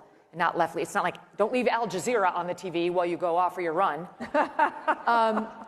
But I also think that like when they get to the university, they're going to need to find their spines and their friends. This is one of the reasons why I love Turning Point. Like, we have to get to young people and make sure they know they're not alone. You may feel like you're the only conservative voice on campus, but you're not. The TikTok in particular is a problem because that is really funneling pro-Hamas information and pro-Bin Laden. And yes. You saw literally these morons were like, you know that Bin Laden, really, you have to hand it to that Bin Laden. He has a point. No, you do not have to hand it to Bin Laden. That's right. You've got to actually do some study and some homework. So the only plus of the anti-Semitism that we've been seeing on college campuses, the only upside to all of this in the wake of the horrific October 7th attack, is that our Jewish friends who were more left-leaning and believed the DEI lie, I think are now seeing the truth, which is that it's pernicious and it's actually really dangerous. And so, like, it's not okay to, whether it's black and white or Hispanic and Jews, whatever, like, it's not okay to divide us by race or ethnicity. Like, we're all the same. That's why I don't like the black national anthem. There's only one national anthem. We don't need it by color or by creed, right? So, in any event, I think all that's important messaging, but the number one thing is to shore up your child before he gets there. No, that is true. That is true. Although I've met a lot of parents that say, my kid was conservative, they go to college, and then I lose them. And that's a challenge for these parents, right? It's like, it's heartbreaking. And then you're just, literally, I feel like we have to constantly I say pray every day for your kid. Pray every day. Because they have to understand, being here, you know you're going to get persecuted. You know you're going to suffer. And you went through it. Yep. I mean, they tried to destroy you. Yep. But you rose up again. Well, there's a lovely feeling to that. I'd rather people try to destroy me and me keep going than people never try to destroy me at all. You know, you don't know how strong you are until somebody keeps knocking you down and you keep getting back up. And I think it's true for my kids, and I think it's true for me. You know, mine are little. They're 14, 12, and 10. But in the same way, like, I really kind of hope, I know it sounds weird, but I hope they all get their hearts broken. I hope they get rejected. I hope they have a big failure. I hope they strike out. I hope all those things happen to them because I want them to be strong. They're going to have to be. And you don't get strong if nobody ever challenges you or hurts you or comes at you. And I think for all of you guys, if you're active and you're activists and you're out there fighting these good fights, like, it's a blessing. It's an important role, but you also have to be tough. And you, just like I, have to realize that there's a difference between the you and the branded you. Right? Like, Megyn Kelly it's a brand because it's on a show name and people know it from news. But Megyn Kelly, the person, is also there. And when I see the attacks and people write the terrible things, I never take that as an attack on Megyn Kelly, the person. That's Megyn Kelly, the brand, that they're attacking. You know, the public-facing Megyn Kelly. And that's fine. For me, that works to make that distinction. And it makes it very easy for me not to hold a grudge and to continue fighting and to continue seeing these people and not to become bitter. Yes. Right? To be a happy warrior. So you have the same thing. You're going to put your public face out there and you're going to say these things that are controversial and nobody else is saying them. And they're going to call you the names and maybe ostracize you. Maybe you don't get invited to the best cocktail parties. Those aren't the best. And you make the distinction in your own life between the professional you that's got to make these points to keep your kids safe, etc., and the real you, who they don't know, and they couldn't possibly be criticizing. What message?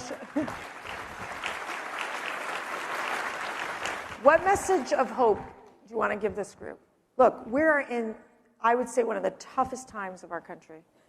We feel we don't feel safe. We feel there is so much chaos all around us. And people are worried. They're worried. I understand that entirely. I think you guys should feel great because the country is divided, but I actually happen to think it's not as bad as many think.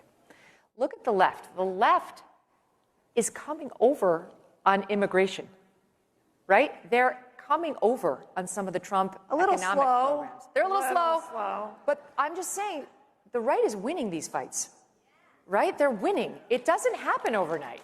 It takes Governor Abbott sending the busloads up to New York and Chicago and California. Yes.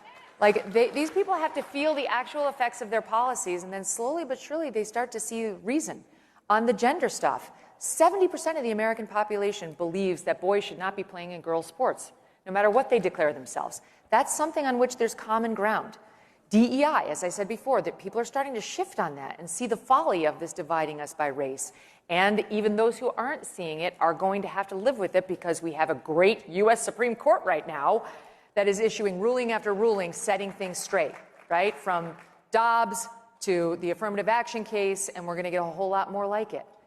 So that's not to say that they haven't crossed a lot of disturbing norms with the lawfare and so on. But I do think regular Americans aren't as divided and are starting to see the wisdom in a lot of these fights the right has been fighting for a long, long time. Let's fight, let's win. Ladies and gentlemen, Megyn Kelly. Thank you. Oh, that's nice. Thank you so much.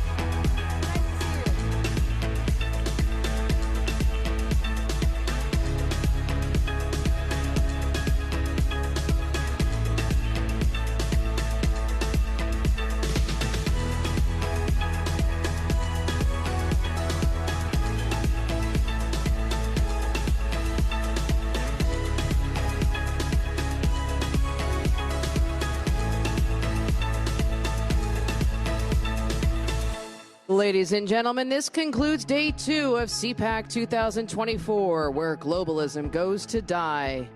Please make sure to visit the CPAC store, powered by Revere Payments, located on the lower level in CPAC Central. And don't forget to vote in the CPAC straw poll. Go to cpac.org/straw poll and enter your PIN number located on your badge. Remember, every vote counts. What's important now, though, is we ask you to please exit the Potomac Ballroom, so we may reset for tomorrow's event. Thank you.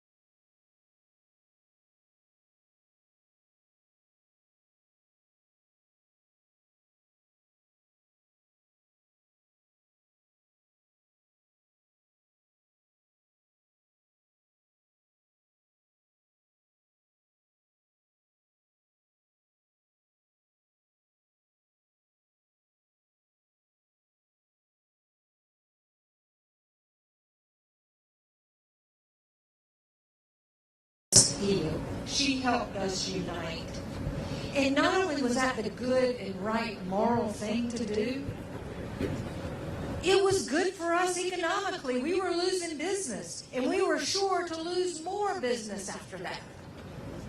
That's the kind of governor Nikki Haley was. The bottom line is, you know, we needed Nikki Haley as governor.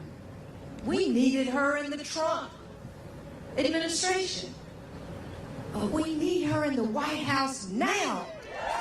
We gotta have her now. And she can bring us not 4 years, but 8 years. And she can bring the ballot up from top to bottom. She can help us here locally by bringing people to the party, not permanently barring people, but inviting them in. Reasonable, rational, responsible, respectable people. She can bring them in and see the right ways. Young people who are just getting their paychecks like my niece and seeing all the money that is going away on those taxes. It changes how you view things. If you aren't a conservative at 20, maybe you have no heart. But if you aren't a conservative at 40, you got no head. Nikki Haley can make people realize that. She can get people out to vote in November, and that's what it's all about. But she cannot do it alone. She cannot do it if all of y'all don't get out and vote and get your friends out. We can do this. The polls have been wrong at every juncture, and they're going to be wrong in South Carolina when you get out to vote. You can do it. We can do it. Y'all, she's one of us. She's our girl. She's our hometown girl. We got to remember what all she did for us. And you got to imagine what it would be like to have a president who is intelligent. Yeah. You gotta imagine what it would be like not to wake up and worry what he's done overnight. Imagine what that would be like. Imagine what it would be like to have a president who could have a civilized debate. We can have that. Imagine what it would be like to have a president who has the grace and the grit to stand toe-to-toe and eye-to-eye with the biggest bullies on earth and say, with all due respect, Mr. Bully, I got a country to save. That's our Nikki Haley. We can do this. And if each and every one of you will get out and vote, go shopping, go vote. It's going to take you 3 minutes. Go to Coleman Public House, go vote. It's going to take you 3 minutes. King Street, go vote. Go get a mani-pedi. Go vote. Take your friends. We can do this. And if you will get out and vote, there are more of us. We're just quieter. We're just not. We're not that. We're different. There are more of us, but we've got to get up and we've got to get motivated. And if you will do it, we will elect South Carolina's favorite daughter to be President of the United States. And if you do it, if you will get out and vote, you will see the first woman president of our United States is our South Carolina girl, Nikki Haley. Get out and vote, people.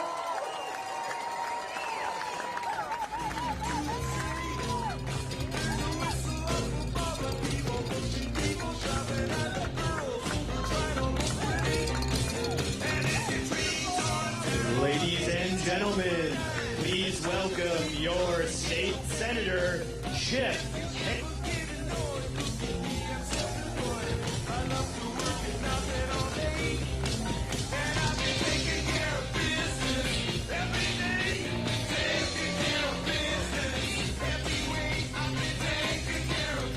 I'm not going to dance, okay? So don't worry. First of all, I appreciate all of you coming out here to support Nikki Haley for President of the United States. I served in the legislature with Nikki. I was in the Senate and she was in the House. When she was elected governor, I served with her in that capacity as well. And Nikki demonstrated great leadership as governor of South Carolina. How many of y'all think we have a immigration crisis in this country? Well, Nikki Haley signed into law the strongest state illegal immigration statute in the nation.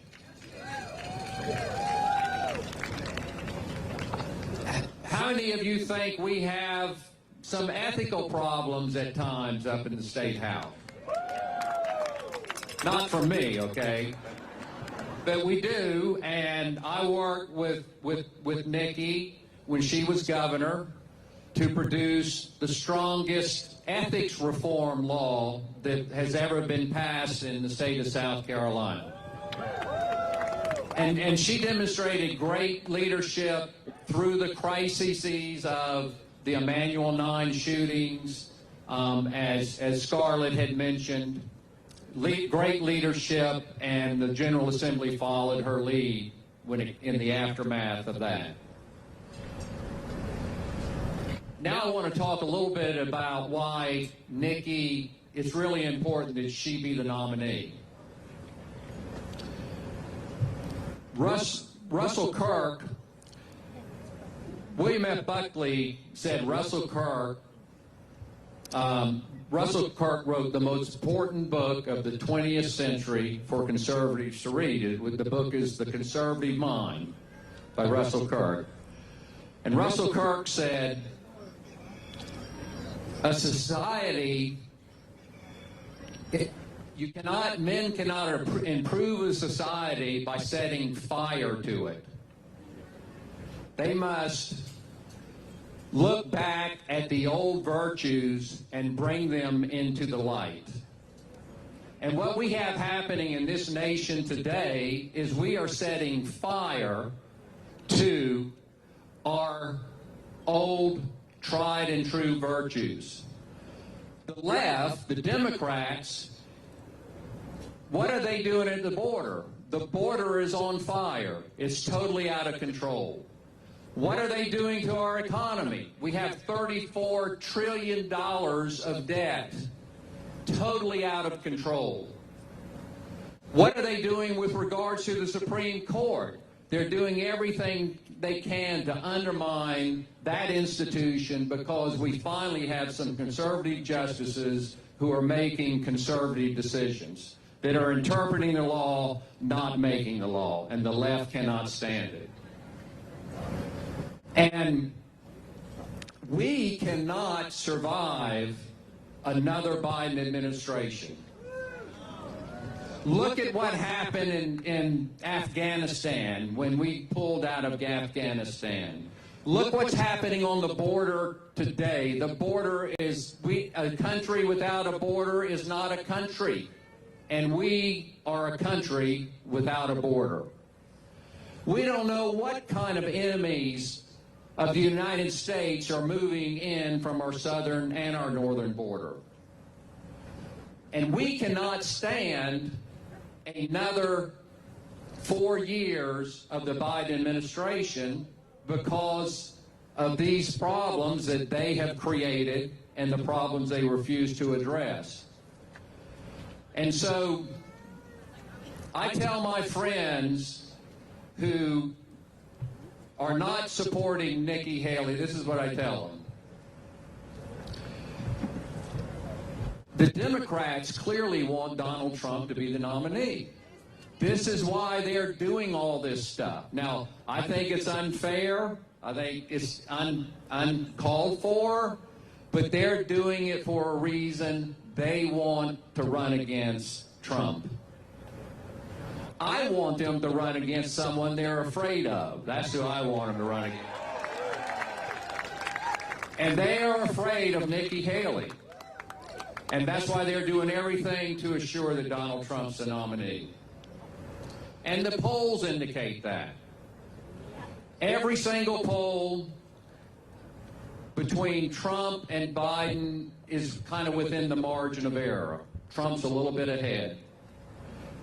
When it comes to Nikki Haley versus Biden, it's 17 points, 18 points ahead consistently. And the one thing we can't do is let the radical left that is in charge of D.C. now remain in charge. I'm not sure we can survive another 4 years of that. And so it's very, very important that you speak to your friends, your Republican friends, who are unsure of who they're voting for, or you know they may not be for Nikki at the moment. It's very important for you to encourage them to consider we need to win in November is what we need. And Nikki Haley is the one that can win. That's very clear.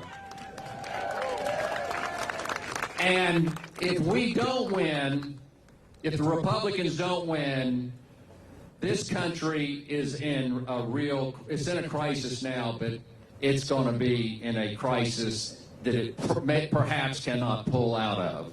And so it's very important. Nikki is the most electable.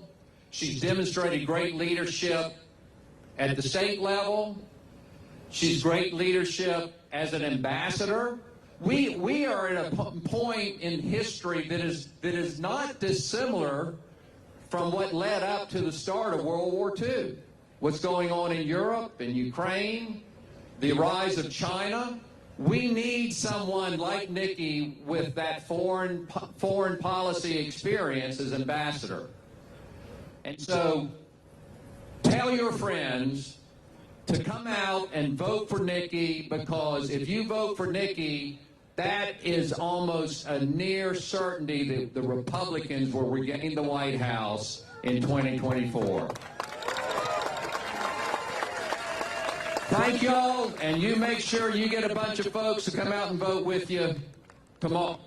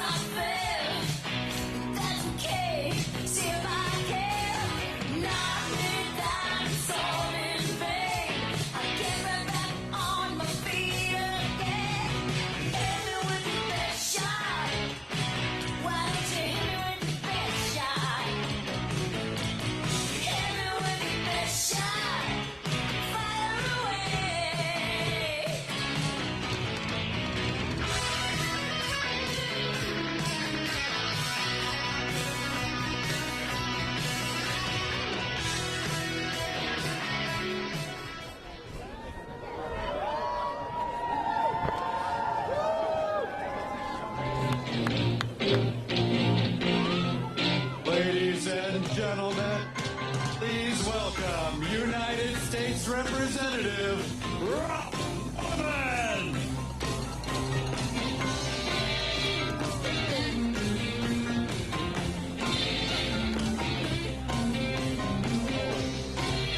How's everything in Mount Pleasant? Y'all want to know what some of the delay is? That bus missed a turn. How does anybody turn that bus around if you miss a turn? That's what happened. I'm excited to be here tonight. Thank each one of you for being here.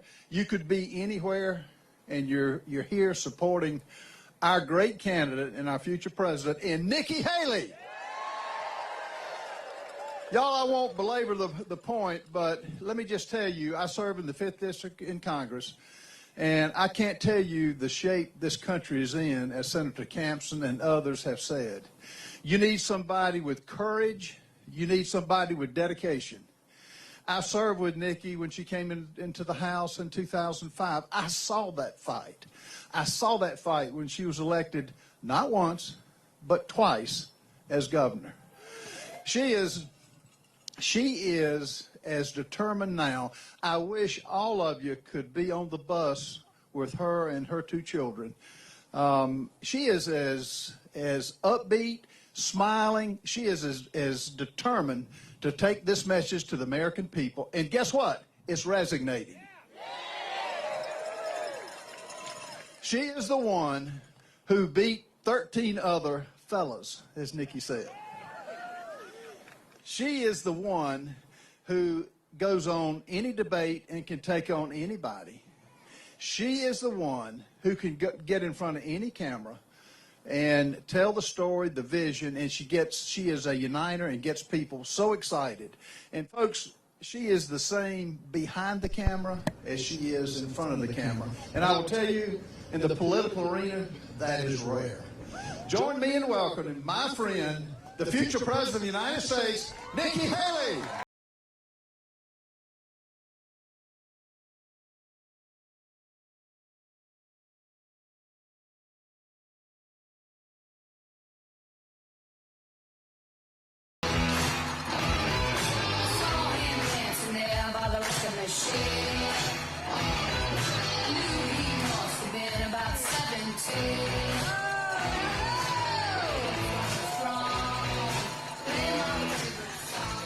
It's a great night in South Carolina. Oh, we are so blessed. I mean, all you have to do is look at this view, and that's all you need to know, that we live in the best state in the country, hands down. I want to first say, look, when I was governor, we went through a lot of hard times. And when you go through hard times, you want to make sure you've got someone strong standing beside you. And we grow strong women in South Carolina. And one of the strongest ones we have is our great solicitor, Scarlett. Thank you. God bless you. Thank you for representing us so well. And then we also have some tough legislators. Now, we have some who cave to the crowd, and then you have some who are courageous and stand by principle. Those are few and far between. But I will tell you, I served with, I watched. We have a great freedom fighter in Senator Chip Campson. Thank you, Senator. We appreciate you so much. And I'm a big fan of freedom fighters, and when you talk about a freedom fighter, you can't find anyone tougher than Ralph Norman. Ralph was with me in my first race for governor. He was with me in my second race for governor. He was the first one to jump on this team early on. He has faced a lot of resistance in D.C. They have pushed back, and Ralph's comment to them is, I don't care what y'all think. So God bless you, Ralph. Thank you very much. I appreciate it. So I look at this crowd, and this is everything that's great about South Carolina. And I think about all that we've been through together. and all that we accomplished. If you think back to when I first became governor, times were tough. We had 11% unemployment. We had thousands of people on welfare. And South Carolina was the butt of the jokes. And what did we do? We rallied. We got together. We got to work. And by the time I left, we were building planes with Boeing. We were building more BMWs than any place in the world. We brought in Mercedes-Benz. We brought in Volvo. 5 international tire companies. They referred to us as the beast of the Southeast. We moved that 11% unemployment down to 4%. We passed pension reform, tort reform, the first body camera bill in the country. We paid down our debts. We cut taxes. We built up our coffers. And we acknowledged some truths. We said, if you've got to show picture ID to buy Sudafed, you got to show picture ID to get on a plane, you should have to show picture ID to protect the integrity of the election process. We passed voter ID in South Carolina. We passed the toughest illegal immigration law in the country. President Obama sued us over it, and we won. And we held our elected officials to a higher standard. We made them they had to start showing their votes on the record instead of hiding behind voice votes. We had them disclose who paid them so that all of you could see it. And we vetoed $500 million of their pet projects because taxpayer dollars didn't need to be going towards that. And by the time I left being governor, we were named the friendliest state in the country. The one I'm most proud of, the most patriotic state in the country. And don't blame me for this one, the #2 state in the country people were moving to. And now I'm running for president, and times are tough. We are $34 trillion in debt. We're having to borrow money just to make our interest payments. China owns some of that debt. And for the first time, we're paying more money in interest than we are in our defense budget. You know who's paying attention to that? Russia, China, and Iran. Something's got to give. And I would love to tell you that Joe Biden did that to us. And he's sending us down this socialism creep that we have to stop.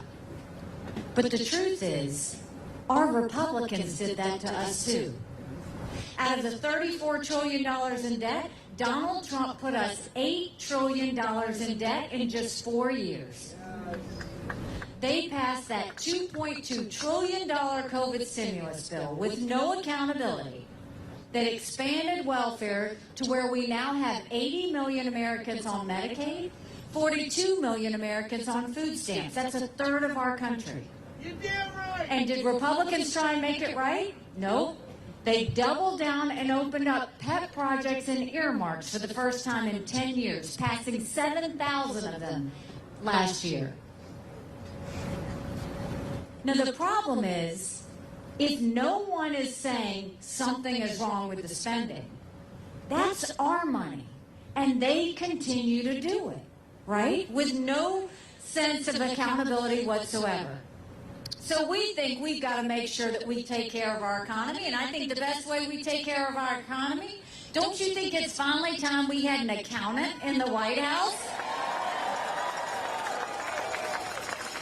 So what we'll do is we'll start by clawing back the $100 billion of unspent COVID dollars that are still sitting out there. Instead of 87,000 IRS agents going after middle America, let's go after the hundreds of billions of dollars of COVID fraud. 1 out of every $7 was spent fraudulently. If 8% of our budget is interest, quit borrowing. Cut out the credit cards. You have to balance a budget every day. I had to balance a budget as governor. Why is Congress the only group that refuses to balance a budget? We'll stop the spending, we'll stop the borrowing, we'll eliminate their pet projects, and I will veto any spending bill that doesn't take us back to pre-COVID levels. That will save us trillions. Then we're going to take as many federal programs as we can and send them down to the state level. Think education, think welfare, think healthcare, think mental health. We'll dramatically reduce the size of the federal government, but we'll empower people on the ground. That's the best way to customize it per state instead of having a Washington bureaucrat handle it. And we are watching the rich get richer and the poor get poorer. We need to open up the middle class. So we're going to cut taxes on the middle class, simplify the brackets. We're going to eliminate the federal gas and diesel tax in this country. And we're going to make small business tax cuts permanent. Small businesses are the heartbeat of our economy. We've got to start acting like it. And when you talk about Congress and their role, they have one job, and that's to make sure they give us a budget on time. Do you know Congress has only given us a budget on time 4 times in 40 years? Think about that, 4 times in 40 years. You know what I say about that? If Congress doesn't get us a budget on time, Congress doesn't get paid, period. Don't you think it's finally time we had term limits in Washington, D.C.? Don't you think we need to have mental competency tests for anyone over the age of 75? Now let me say this. I'm not being disrespectful when I say that. We all know people over 75 that can run circles around us. And then we know Joe Biden. Congress has become the most privileged nursing home in the country.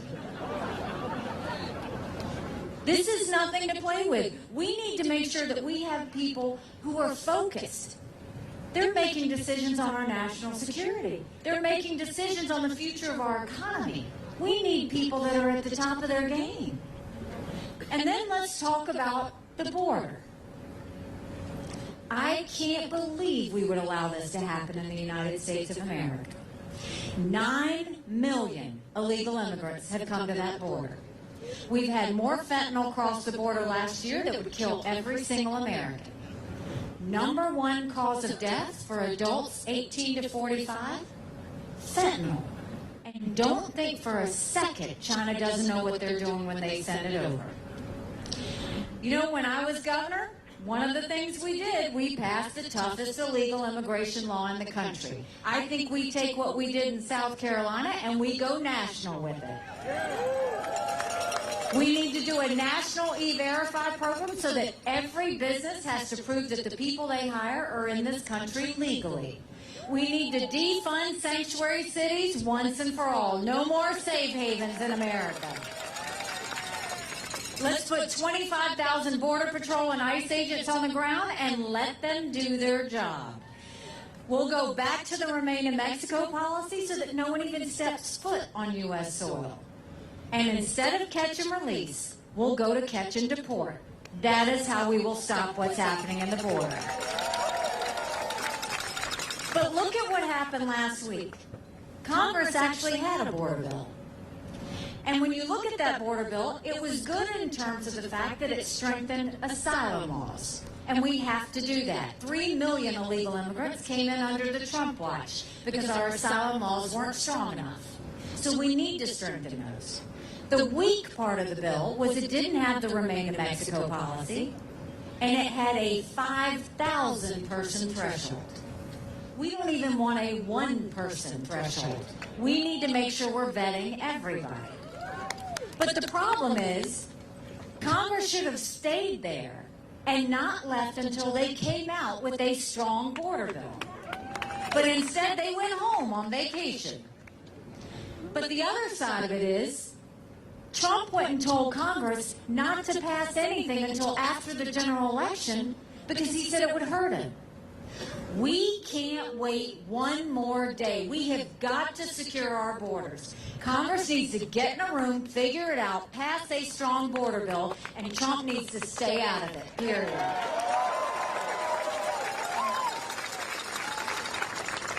And then, you know, growing up in Bamberg, South Carolina, my parents always taught me that you take care of those who take care of you. but I'm going to ask you if we're taking care of those who take care of us. Right now in America, over 35,000 of our veterans are homeless. 1 in 3 suffers from PTSD or thoughts of suicide. We lose 22 heroes a day to suicide. If a veteran needs a doctor's appointment, on average, it takes 29 days. Why 29 days? Because on the 30th day, they can go to the doctor or hospital of their choice. So midway through the 29 days, they get a call to reschedule. And the clock starts all over again. It's shameful how we treat our veterans. Now, I'm the proud wife of a combat veteran who served in Afghanistan. And when Michael came back home to us, that was a lot of prayers answered. But that was the easy part. When he got home, life got hard. Michael couldn't hear loud noises. He couldn't be in crowds. Life had passed him by for the year that he was gone, and the transition was tough. We can't just love our men and women when they're gone. We gotta love them when they come back home, too. We need to do more than just the 2-week transition. Let's do telehealth so they can get the mental health care they need right when they need it. They should be able to go to the doctor or hospital of their choice. They've earned that right. And I think the best way to deal with the VA health care, I think every member of Congress should have to get their health care from the VA, and you watch how fast that gets fixed. It'll be the best health care you've ever seen, guaranteed. And speaking of military, let's talk about our national security. The world is on fire, literally. We've got a war in Europe. We've got a war in the Middle East. We've got North Korea testing intercontinental ballistic missiles capable of hitting the U.S. You've got China doing cyber attacks on our infrastructure. And you've got Russia now doing blinding satellites so that we can't see what missiles may come in or any infrastructure they may take out. But make no mistake, none of that would have happened had we not had that debacle in Afghanistan. The idea that Michael and his military brothers and sisters who served there had to watch us leave Bagram Air Force Base in the middle of the night without telling our allies who stood shoulder to shoulder with us for decades because we asked them to be there. Think about what that said to our friends. More importantly, what it said to our enemies. The focus of a president should be to prevent war, should be national security, should be keeping Americans safe. You need a leader that has moral clarity, that knows the difference between right and wrong. And you look at what Donald Trump said in Conway, South Carolina. He said that not only would he not defend our allies, he would encourage Putin to invade our allies. Now think about that for a second. Trump is siding with a thug where 500,000 people have died and been wounded because of Putin's invasion in Ukraine. Trump is siding with a dictator who kills his political opponents.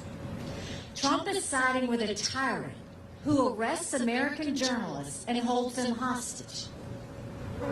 Trump is siding with a guy who literally, he's going to take their side, Putin's side, over the allies that stood with us after 9/11? Think about that.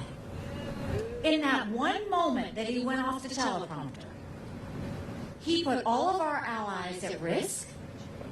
He put our military men and women who are serving there in danger. And he emboldened Putin. And what's Putin done now? Now Putin's got soldiers that are going towards the Baltics. We have to remember that when a leader speaks, it matters. He didn't stop there. Then Trump goes on to mock my husband's military service. Now, Michael and I can take it. When you're in politics, it's open season. But you mock one member of the military, you're mocking every member of the military. And now this is a pattern Trump can't deny. First, he says that military members who lose their lives in service are suckers or losers. At Arlington National Cemetery, he asked, what was in it for them? But the problem is, he's never known that sacrifice. We all know veterans. We all know people who've lost their lives in service. They don't do this for kicks and giggles. They do this because it's about something bigger than themselves. They sacrifice because they know freedom's not free. Donald Trump's never been near a uniform. He's never laid on the ground. The only harm he's ever come his way is a golf ball hitting him on a golf course. We know what we need to do to protect our country. We know what we need to do domestically to get us back on track. But now we've got to figure out what we're going to do tomorrow, because that's where this all comes together. We can either do more of the same, and more of the same is not just Joe Biden, more of the same is Donald Trump. Or we can elect a new generational leader that will lead us forward with solutions for the future.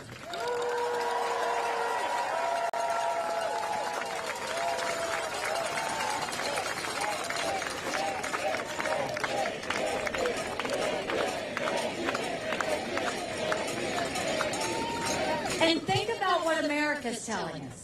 70% of Americans have said they don't want a Trump-Biden rematch. Trump and Biden are the two most disliked politicians in America. 60% of Americans think Donald Trump's too old and Joe Biden's too old to be president. Both of those men have put us trillions of dollars in debt that our kids will never forgive them for. And are we really going to say that we're at a point in time where the best we can do are two candidates in their 80s? When you need someone that can put in 8 years of hard work day and night, getting the job done for the American people, no drama, no vendettas, just results. That's what we need in America.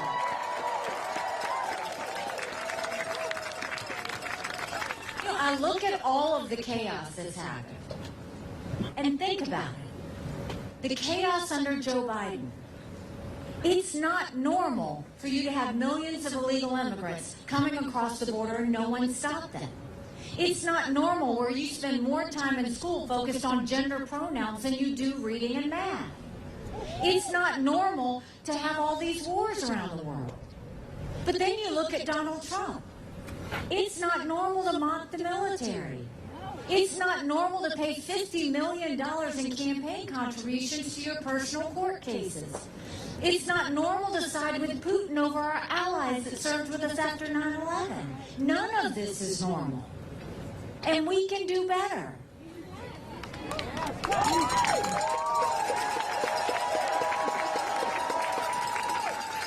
But in order to do better, I'm assuming every one of you wants to see a change in our country.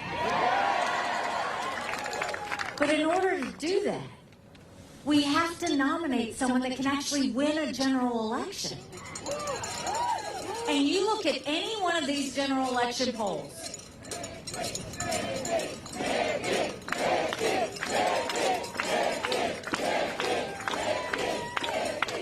You look at any one of these general election polls. We just had another one come out day before yesterday, a Marquette poll. Trump and Biden, margin of error. Most of the polls, Trump's down by 5, he's down by 7. The best you'll ever see is margin of error. In that same Marquette poll, I defeat Joe Biden by 18 points.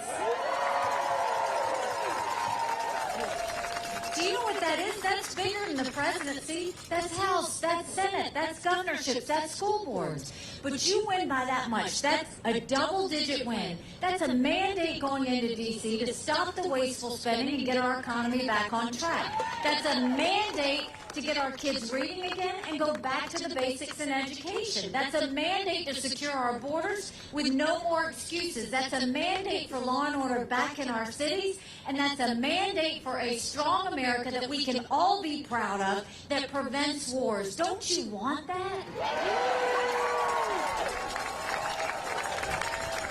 Because we could have that. But in order to have that, it's going to take a lot of courage. Courage from everyone here. Courage for me to run. And courage for every one of you to know. Don't complain about what happens in a general election if you don't vote in this primary. It matters. You know, 7 months ago, I dropped Michael off at 4 a.m. for another year-long deployment. And I watched him and 230 soldiers pick up their 2 duffel bags of belongings to go to a country they've never been, all in the name of protecting America. They're willing to sacrifice their lives and their families because they still believe in this amazing experiment that is America. So if they're willing to sacrifice their lives there, shouldn't we be willing to fight for America here? Because we have a country to save. You know, I was watching TV a couple of days ago and I saw a commercial that Donald Trump had done. Funny how he says he's not worried about me, but he's running commercials. And in the commercials, every bit of it was a lie. So he said I was for open borders. He said I wanted to raise taxes. Then he sent out a text message to everybody saying she's going to cut Social Security. Well, none of that is true. But I was thinking, you know, if he's going to lie about me, then I should tell the truth about him. So I think we should all ask him why he proposed a 25-cent per gallon gas tax hike when he was president.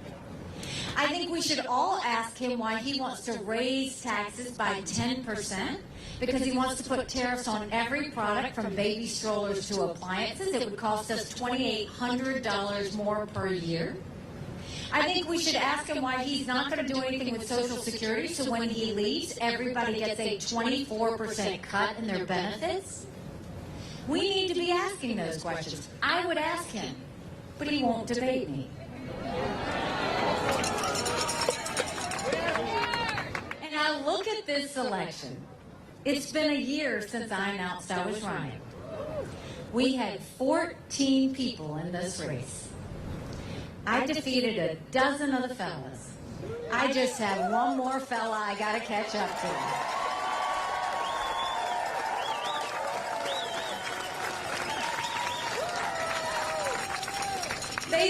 They said we wouldn't make it to Iowa. We came within 1% of second place. They said in New Hampshire on Election Day we were down by 30 points. We got 43% of the vote. And that night of New Hampshire, Donald Trump was unhinged. He had a total temper tantrum on stage if you watched it. He went on and on about revenge and my dress. The next day, he went and said anybody that supports her is barred permanently from MAGA. We had a little fun with that. We sold T-shirts that said barred permanently. You've got one right there. We sold over 20,000 T-shirts.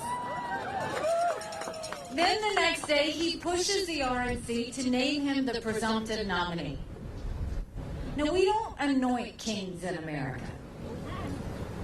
We believe that South Carolinians had the right to vote, as does every other state after that. That's what we are. We are a democracy. We believe in elections.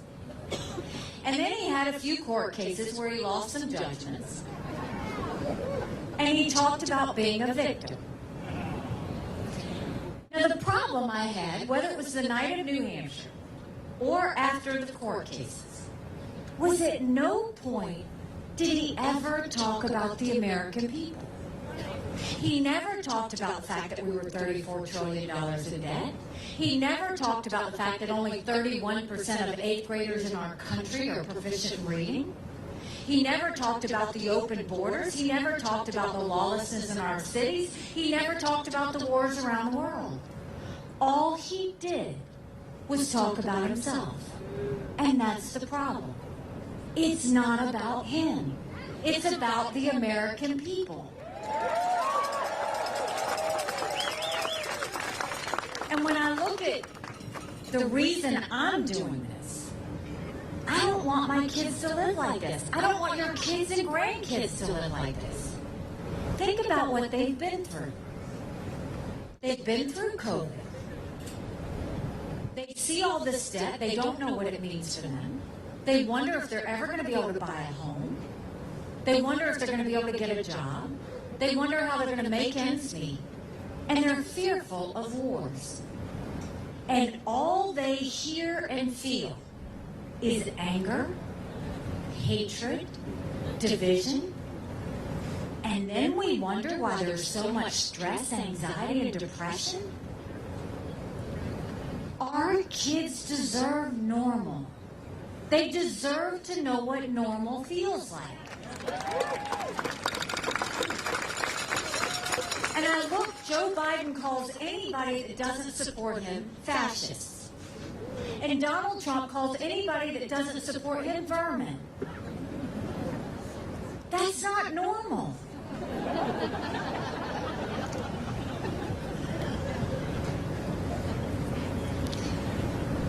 I talked to you in the beginning about all the successes we had, and I'm incredibly proud of those. But now I want to remind you of the challenges we went through together, because it was a lot. While I was governor, we had multiple hurricanes. We had a 1,000-year flood. We had Walter Scott shooting. We had a school shooting. And we had the shooting of 9 amazing souls in Mother Emanuel Church. Any one of those could have brought us to our knees. After Walter Scott and the Mother Emanuel Church shootings, right prior to that, cities were up in flames. It was on the heels of Ferguson. Why didn't we go up in flames? We didn't have riots. We had vigils. We didn't have protests. We had prayer. The tone at the top matters.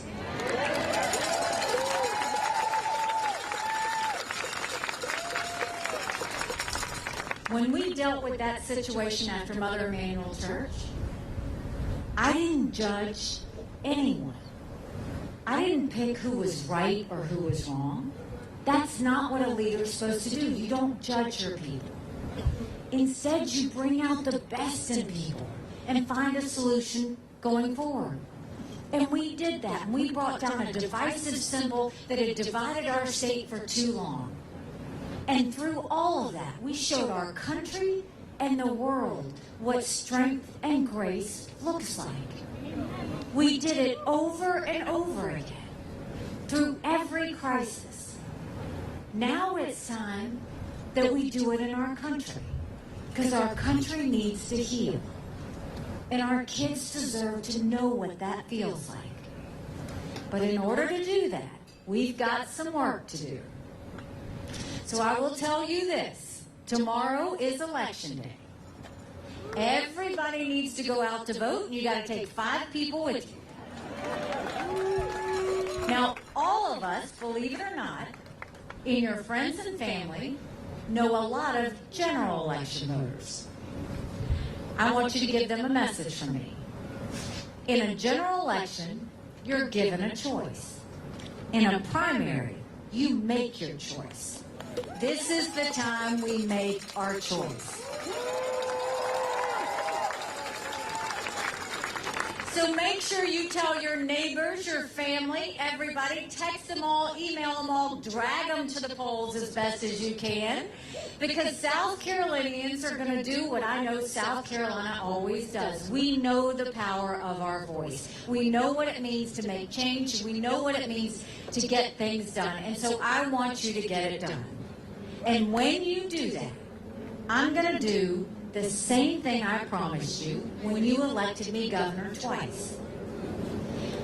If you join me in this movement, if you join me in this fight, I will spend every single day proving to you that you made a good decision.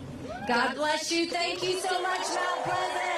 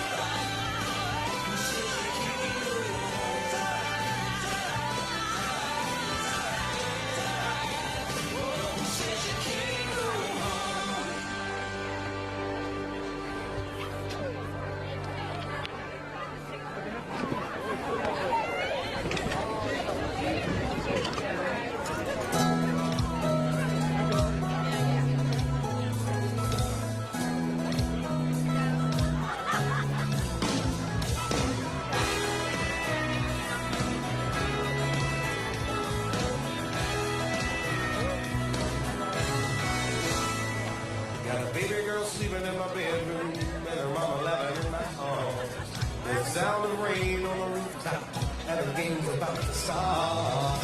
I don't really know how I got here, but I'm so glad that I did. And it's crazy to think that one little thing to the change all of this. Maybe it didn't turn out like I planned. Maybe that's why I'm such a lucky man. For every stoplight I didn't make, every chance I did or I didn't take, all the nights I went too far, all the girls that broke my heart, all the doors that I had to close, all the things I knew but I didn't know. Thank God for all I've missed, 'cause it led me here today.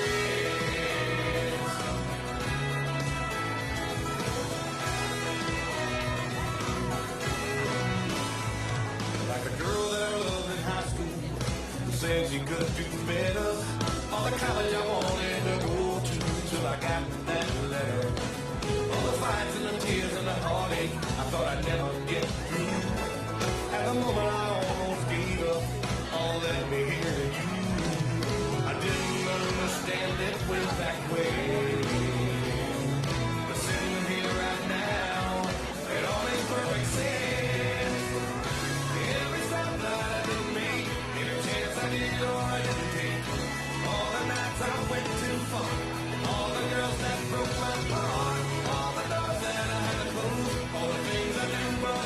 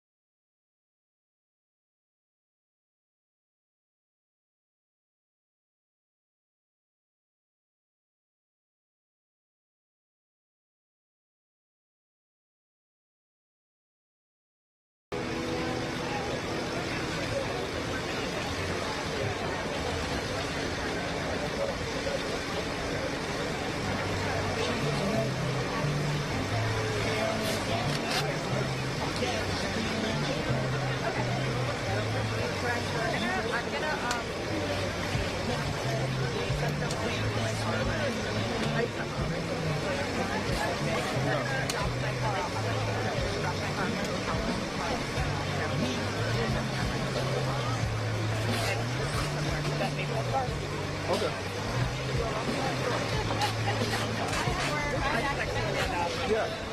Okay.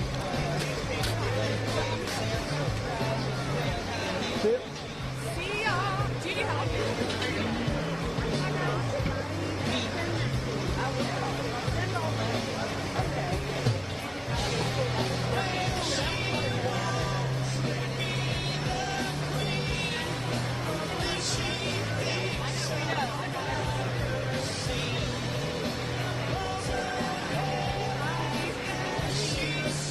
Tomorrow night. Well, tomorrow morning first. Are you going to be at the gathering? Hopefully it's not as crazy as an afterwards. I don't feel like trying to get a spot.